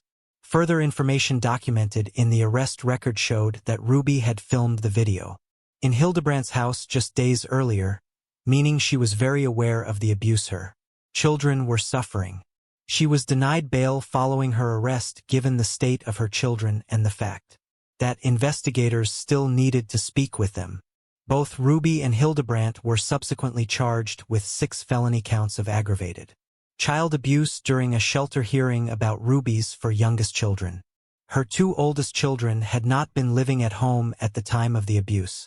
She made the bizarre allegation that one of the children had been sexually abusing a younger sibling and had allegedly confessed to sexually abusing others. In mid-December, Ruby's lawyers claimed she was a devoted mother, as they looked to secure a plea deal. They claimed that Hildebrandt had taken advantage of the mother of six, noting, quote, over an extended period, Hildebrandt systematically isolated Ruby Frank from her extended family.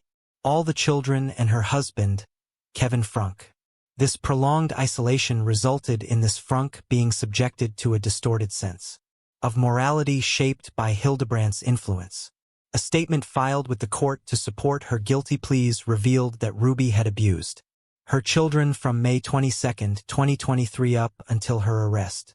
She claimed that the punishments were a form of repentance and described her actions as acts of love. She also admitted that her actions involved physical torture. She sent her 12-year-old son to carry out demanding manual labor without shoes or water, leaving him with damaging sunburn. Furthermore, the boy was given little food and was often given plain meals while everyone else got different, more flavorful dishes compared to him. Ruby also admitted to kicking the young boy while wearing boots, holding his head underwater, and hog-tying him. He was kept isolated with no entertainment. Ruby's youngest daughter didn't fare better. She was also forced to work outside, run on dirt roads without shoes for lengthy periods of time, and was starved and not given water. Both children were declined beds and had their heads shaved as punishment. In her diaries, Ruby referred to the children as spawns of Satan and of her son stated, quote, I will not feed a demon. She also called him a compulsive liar with a cold, dead heart. As for her youngest daughter, she wrote that she was manipulative and recounted the time she had had her stand in the rain for hours, cut off her hair, and once doused her in dog wash water after she complained about being hungry. Prosecutors later noted in a statement, the women appeared to fully believe that the abuse they inflicted was necessary to teach the children how to properly repent for imagined sins and to cast the evil spirits out of their bodies. Both Ruby and Hildebrandt were deemed to be motivated by religious extremism. Ruby's husband, Kevin, reported that he had not seen his children for around 13 months, since he and his wife had separated, and that he had no idea about the abuse that was happening. He added that Hildebrandt played a role in the couple's marriage disintegrating, claiming that she manipulated him and destroyed his family. As the relationship between Kevin and Ruby grew strained after she began working on Connections.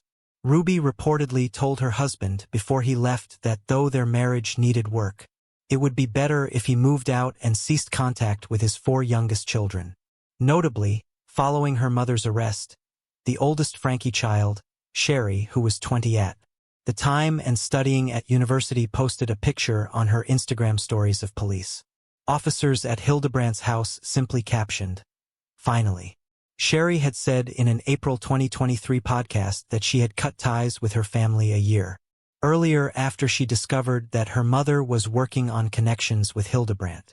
In another Instagram post, she wrote, "Me and my family are so glad justice is being served. We've been trying to tell the police and CPS for years about this, and so glad they finally decided to step up. Kids are safe, but there's a long road ahead." Ruby's 3 sisters, who all have YouTube channels themselves, released a statement which claimed that they had been keeping quiet about Ruby for several years for the sake of her children, noting, quote, "Behind the public scene, we have done everything we could to try and make sure the kids were safe. Ruby was arrested, which needed to happen. Jody was arrested, which needed to happen. The kids are now safe, which is the #1 priority." Following Ruby's arrest, Kevin began seeking custody of his children and filed for divorce. He also attempted to get his eldest daughter, Sherry, arrested for stealing electronics and passports 2 days after the arrest, stating that she was not lawfully allowed in their home. Sherry claimed she was not aware that she was not allowed into her parents' home, and Kevin allegedly threatened to sue the police department because they declined to press charges against her. Ruby ultimately pleaded guilty to 4 counts of child abuse in December 2023 and was given 1 to 15-year sentences in prison. Hildebrandt received the same sentence, and they will both serve them consecutively. Due to a Utah law that caps the sentence duration for consecutive penalties, they will only serve 30 years max in prison despite their sentences totaling a maximum of 60 years. At the sentencing, Jody Hildebrandt claimed, "I sincerely loved those children. One of the reasons I didn't go to trial is because I didn't want them to relive this. I desire for them to heal physically and emotionally." However, the prosecution dismissed her statements, portraying her as a continuing risk to the community. They emphasized her apparent lack of remorse for her actions, underscoring the severity of the harm inflicted. Ruby, in her plea of guilty, stated with deep remorse, "With my deepest regret and sorrow for my family and my children guilty." At her sentencing hearing, she further expressed her anguish, saying, "I'll never stop crying for hurting your tender souls. My willingness to sacrifice all for you was masterfully manipulated into something very ugly. I took from you all that was soft and safe and good." Addressing the influence of Jody Hildebrandt, Ruby admitted, "I was led to believe the world was an evil place. For the past 4 years, I have chosen to follow counsel and guidance that have led me to a dark delusion." Lam Yohe, better known as Elisa Lam to her peers at the University of British Columbia and the broader public, was a bright, thoughtful, and creative student. Her interests in fashion and talent for writing were overshadowed by the struggles of bipolar disorder and mental health challenges, which many believe played a role in her disappearance and tragic death. For almost 9 years, both amateur sleuths and professional investigators have searched tirelessly, scrutinizing every detail in hopes of uncovering the truth behind Elisa Lam's demise. Despite their efforts and the available evidence, these investigations have only raised more questions than answers, leaving the mystery unresolved and open to anyone willing to take on the challenge.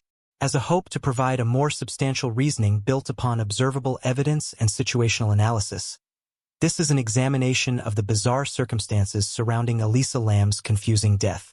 Elisa Lam was born on April 30, 1991 in Vancouver, British Columbia to 2 immigrants from Hong Kong, David and Yenna Lam. Her parents opened up a restaurant in Burnaby, Canada, and the family helped operate the popular dining spots called Paul's Restaurant for years. In 2010, Elisa started her first blog on the internet titled E.T. Fields.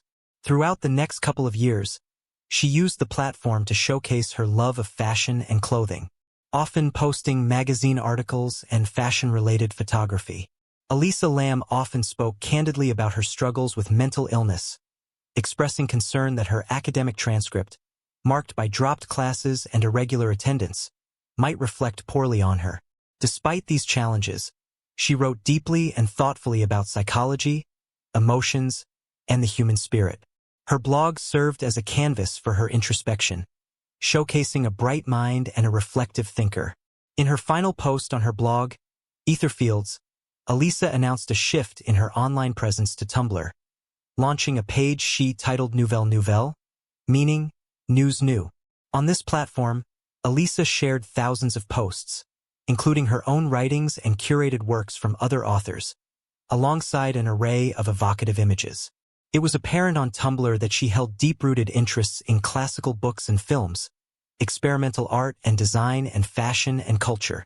Sprinkled amongst these fascinations were bits of dark and brooding images, hinting at a more personal sadness and perhaps conflicted mind full of monsters, melancholy, and misery. In fact, Elisa did have a history with a couple of psychological disorders. This narrative kept under wraps by her family for months after her disappearance and death. Specifically, she was diagnosed for bipolar disorder and depression. Bipolar disorder is a mental health condition characterized by episodes of depression as well as periods of unusually elevated mood, known as mania or hypomania. Elisa Lam managed her condition with medications like Dexedrine, Wellbutrin, and mood stabilizers. For much of her life, she coped with her struggles effectively, showing no significant signs of instability or risk to herself or others. Up until her ill-fated trip to Los Angeles in 2013, Elisa displayed resilience and functionality despite her challenges. It's essential to remember Elisa Lam as more than her diagnosis. A complex, thoughtful, and creative individual who lived with courage and humanity. She was a promising student at the University of British Columbia and obviously had a plethora of ideas about the world. She had a family, hobbies, and most importantly, a future. Unfortunately, it was cut short of its potential as the mystery of her fate began to unravel in December of 2012. Now let's explore the timeline of events leading to Elisa's death. On December 21, 2012, Elisa gives the first recorded mention of her desire to travel to the West Coast and visit a school in Santa Clara for potential transfer. On December 28, 2012, Elisa Lam mentioned on her Tumblr that she had misplaced her cell phone. As the new year arrived, she shared plans for her upcoming West Coast tour on January 5, 2013, marking the first time she suggested meeting people she'd connected with online. A few days later, on January 7th, Elisa booked her flight for the trip and posted a cryptic and unsettling message about the future on Tumblr. On January 9th, she revealed that paranoia had driven her to create a new Facebook account, her fifth, and she reposted a blurb she had written earlier that day. These entries provide a glimpse into her state of mind leading up to her tragic journey. Before the blurb is an introduction in which she claims, "This is the very start of my depression, and today I am feeling very low." Fast forward to January 18th when Elisa supposedly arrives in Vancouver on her tour. For days later, on January 22nd, she supposedly traveled to San Diego for the next leg in her journey after missing her initial flight while getting lost in the airport. On January 24th, Elisa posts on Tumblr that her trip so far has consisted mostly of activities and actions that she participates in back at home on a normal schedule. With this post, she hints at her later actions in Los Angeles when she says, on January 27, 2013, Elisa Lam posted on Tumblr about spending time with friends at a speakeasy. She mentioned losing another phone, though this one wasn't hers. It was a borrowed BlackBerry from a friend for her trip.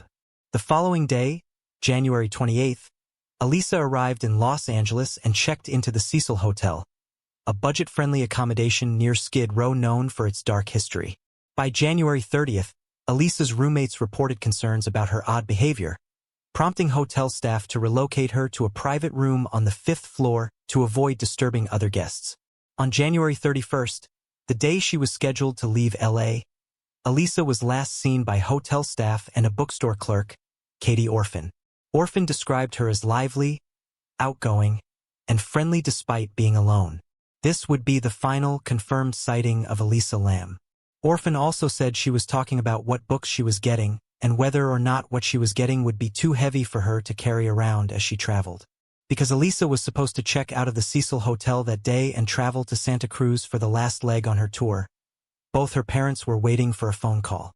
In fact, Elisa had called her parents almost every night during her trip despite losing her temporary cell phone.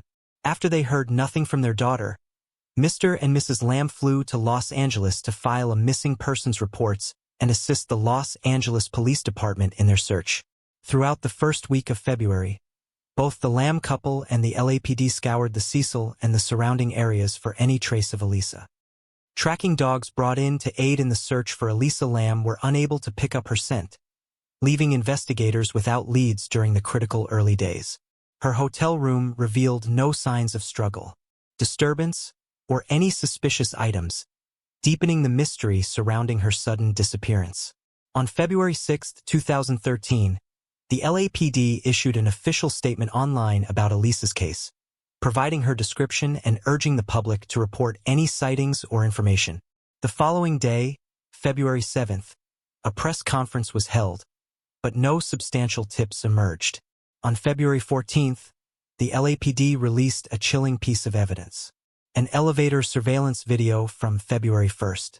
The footage showed Elisa entering the elevator, pressing several buttons, and behaving erratically, peering out into the hallway, gesturing strangely, and seemingly hiding from someone unseen. The bizarre clip quickly went viral, capturing the attention of amateur sleuths and media worldwide. The clip was unsettling to say the least, but gave investigators one more glimpse into Lam's final sighting and brought the case to worldwide attention. The missing person search would soon come to an end, however, when on February 19th, a Cecil hotel worker responded to multiple guest complaints about funny-smelling water and low faucet pressure. The employee went up to the rooftop water system, peered into the open tank, and discovered Elisa Lam's naked body floating face up. LAPD was immediately notified, and the water tank soon became a crime scene. A couple of days thereafter, on February 21st, the Los Angeles coroner's office issued a label of Elisa Lam's death as accidental due to the consequence of drowning with bipolar disorder as a finding of other conditions contributing, but not related to the immediate cause of death. In June 2013, the Los Angeles coroner's office released the full autopsy and toxicology reports related to Elisa Lam's case. While the findings did not introduce any groundbreaking revelations, they confirmed that Elisa's body was discovered unclothed in the water tank, with her clothes, keys, and watch also retrieved from the tank, all covered in a sandy residue. Despite the official ruling that her death was accidental, the reports failed to quell public curiosity or skepticism. Over the years, the case has inspired an endless stream of theories, ranging from plausible scenarios to far-fetched conspiracies. These discussions, fueled by the enigmatic elevator footage and unanswered questions, have continued to overshadow the coroner's conclusions, ensuring Elisa Lam's story remains a haunting enigma. Many questioned the police investigation and even more saw possible holes in the final reports. Regardless, the timeline of Elisa Lam's death and its direct series of events blossomed into the most talked-about case of the 21st century. Without a doubt, the most controversial and scrutinized piece of the Elisa Lam case is the 4-minute CCTV footage that the LAPD pulled from one of the Cecil Hotel surveillance tapes situated in the upper corner of a main elevator carriage in the northern corridor. The video is a bit grainy and segments of it are hard to clearly make out. But one thing is for certain, Elisa Lam is the subject of the footage and is clearly reacting to something. The enigmatic elevator footage of Elisa Lam leaves an unsettling impression that's difficult to shake. While the exact reasons behind her actions will likely never be fully understood, the clip takes on an even stranger dimension when viewed through the lens of her apparent unease. Her cautious glances out of the elevator suggest she might have felt she was being followed. At times, it seems as though she could be speaking, perhaps to herself, adding another layer of ambiguity. The seemingly arbitrary pressing of buttons upon her entry, the empty hallways, and her indistinct gestures and movements create a puzzling scene. The video resists any straightforward interpretation, leaving viewers with more questions than answers, even after multiple viewings. There have also been some controversy surrounding the tape's origins. Some people across the internet claim the footage skips 1 minute of the timecode, but because of its low quality, it's not easy to point out. Others say the footage itself has been tampered with, purposefully pixelating Elisa's mouth at various points. But these reports have either been denied or flat-out ignored by professionals. One thing is for sure, the elevator footage from February 1, 2013 depicting the last known images of Elisa Lam have conjured both worthy concern and far-fetched conspiracies and remains the single most intriguing piece of evidence linked to the case. Since the day Elisa Lam went missing, the CCTV tapes were released and her body was discovered on the rooftop of the Cecil Hotel. Numerous theories have emerged worldwide, each attempting to unravel the perplexing mystery of Elisa Lam's death. Many of these speculations delve into the realm of conspiracy, veering away from grounded reasoning. Some suggest she was engaging in an elevator game to access alternate dimensions. Others propose she was influenced by supernatural entities, encountered paranormal phenomena, or even made contact with extraterrestrial beings. These ideas, while imaginative, lean heavily on hyperbole and coincidence rather than tangible evidence. They often serve to sensationalize Elisa's tragic end, transforming it into a narrative of science fiction or the occult, without offering any substantiated connection to the real-world facts of the case. For example, the location of the Cecil Hotel is in Skid Row of downtown Los Angeles. The area is infamous for its high crime rates and suspicious activity. Drug peddling and violent crime are common both outside and inside of the hotel, which has its own history of murder and suicide.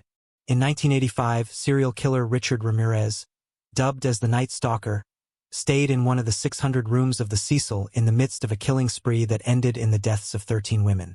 Another homicide suspect, Jack Unterberger, stayed in the hotel in 1991. The Cecil Hotel, infamous for its dark history, was a frequent site for tragic events, including suicides in the 1950s and 1960s, when individuals leaped from its rooftop. It was also the setting of a chilling unsolved case, the brutal 1964 murder of Pigeon Goldie Osgood, a beloved former telephone operator found mutilated in her room. Despite the macabre history of the hotel, none of its past tragedies directly connect to Elisa Lam's death.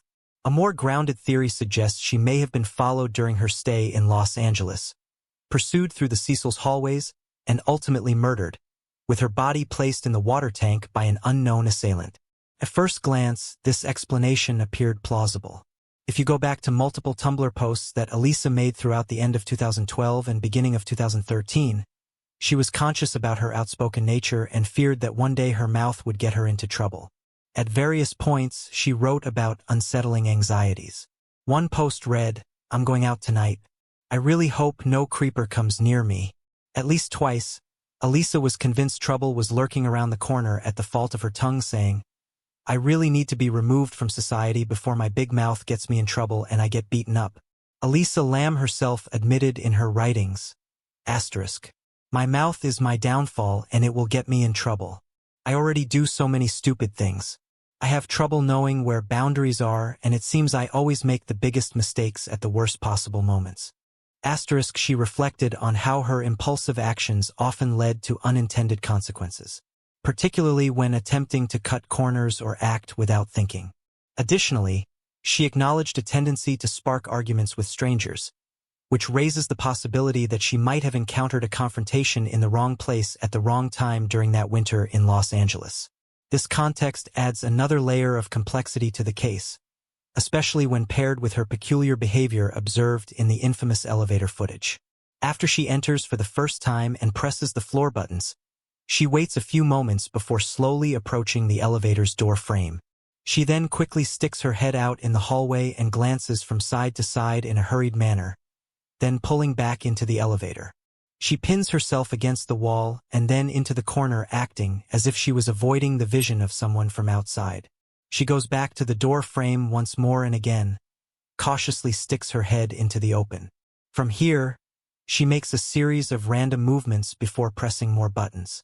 When Elisa returns outside for the final time, she appears to be communicating either verbally or with hand gestures, but no one is seen in the footage.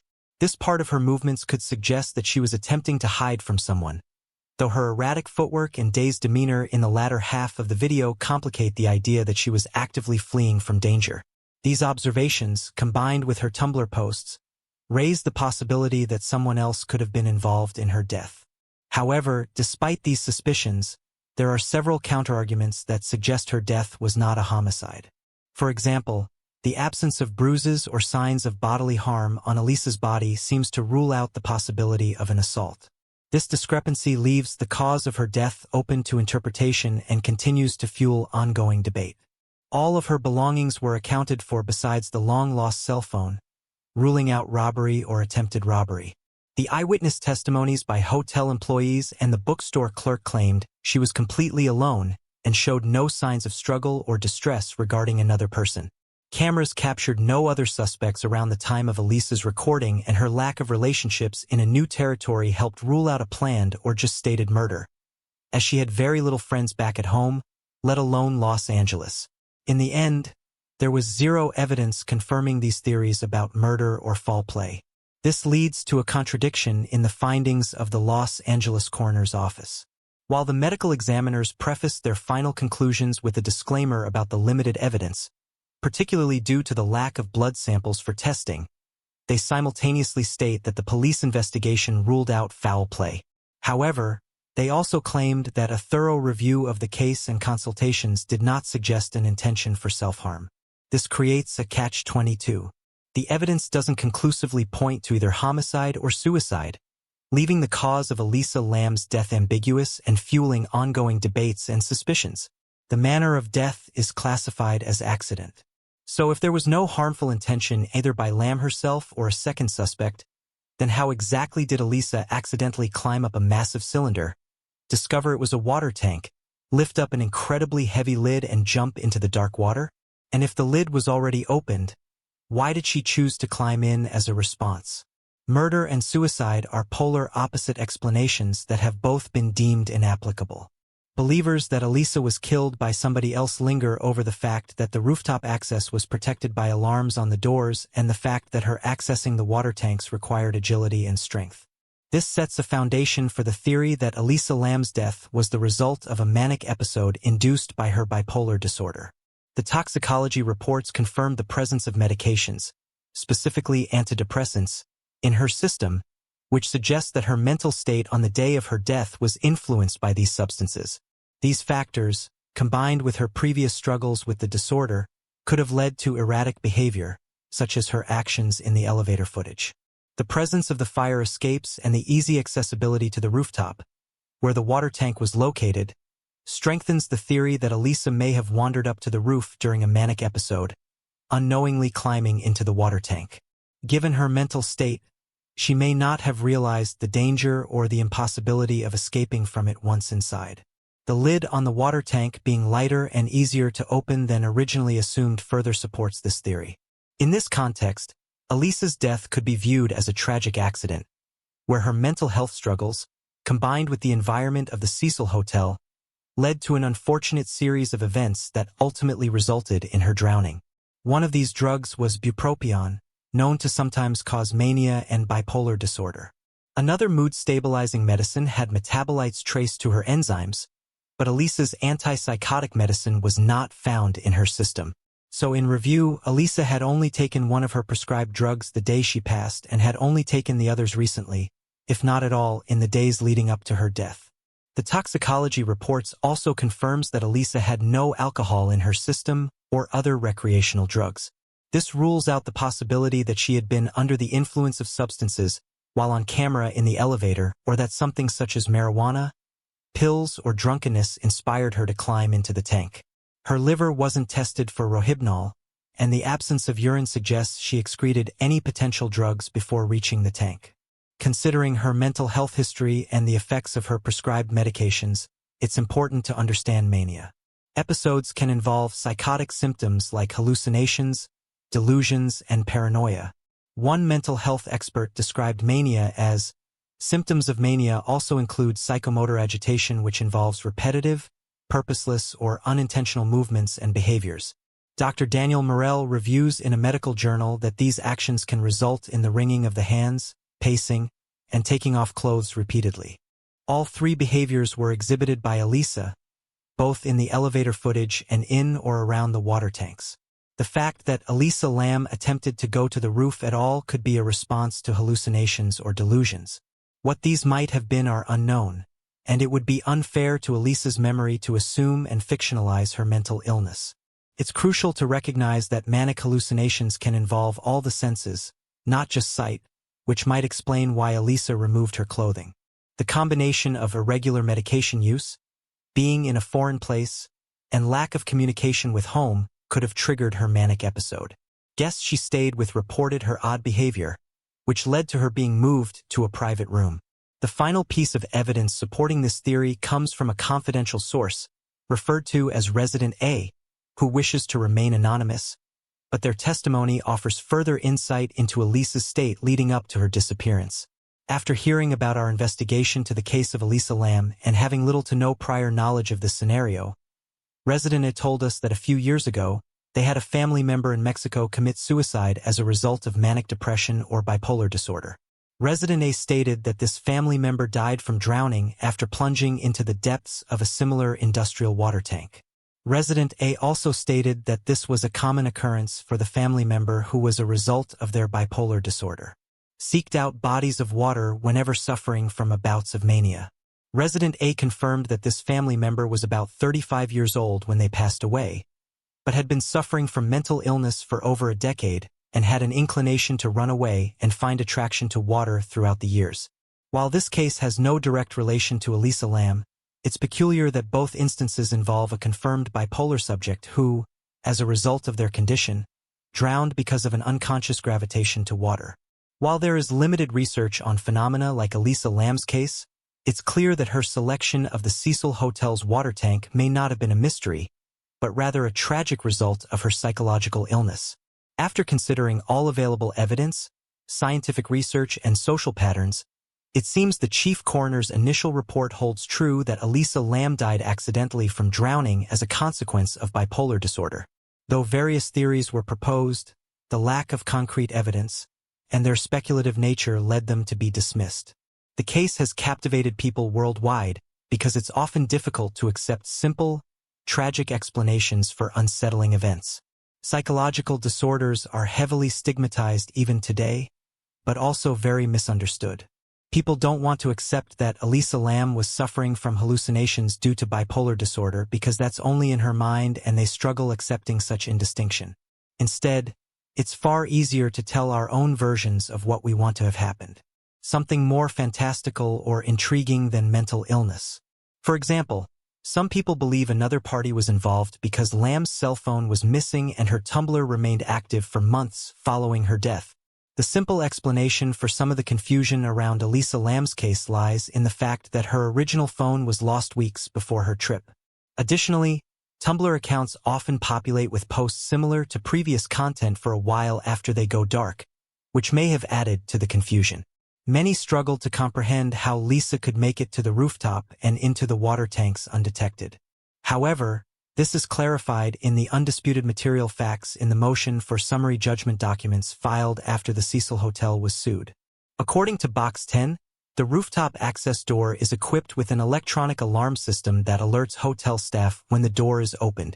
Box 14 notes that the alarm for this door did not go off at any point in January or February 2013. This means that Elisa used one of the 3 fire escapes to reach the rooftop, which was proven possible by an international guest at the Cecil Hotel via a YouTube demonstration. In addition, the motion for summary judgment reports in Box 20 that someone could theoretically access the water tank by climbing to the top of an elevator utility room and jumping down on the water tank from above. This photo depicts the elevator utility room in question, which allows easy access from a red set of stairs and a joined ladder. The leap from that structure to the water tanks is also quite negligible as seen put to scale with the size of a human portrayed here. In terms of the elevator video, our story-centric minds want to fill in the hallways on either side of the elevator with monsters and perpetrators and supernatural phenomena. In the end, what truly happened on the night of February 1st, 2013, remains a mystery only Elisa Lam herself could fully understand. What we can trust is that the unpredictability of mental illness, particularly her struggle with bipolar disorder, likely played a significant role in her disappearance. Elisa, a young woman grappling with an identity crisis and growing anxiety about her life's purpose, had been open about feeling the onset of depression and acknowledging the impulsive and reckless tendencies that could indicate a manic episode. These were signs she herself recognized, suggesting her mental state likely contributed to her tragic fate. Elisa Lam was at an age when many individuals begin to experience breakthrough symptoms of conditions like bipolar disorder and schizophrenia, which can be triggered by stress or changes in environment. The unfamiliarity of Skid Row, combined with insomnia and a lack of proper medication, likely contributed to her confusion and eventual manic episode. There is no single factor that led to her tragic death. It was a combination of her mental health struggles, circumstances, and the viral nature of the bizarre video footage that sparked unwarranted conspiracy theories. This examination of her case should serve as a step toward reducing the stigma around mental illness and fostering a more compassionate understanding of her challenges. Elisa Lam was indeed a remarkable individual, full of potential, with her own passions, interests, and dreams. Her story reminds us of the importance of supporting and caring for those who face mental health challenges. It's crucial to continue the conversation around mental illness, to offer help and understanding before situations spiral into something as tragic as Elisa's.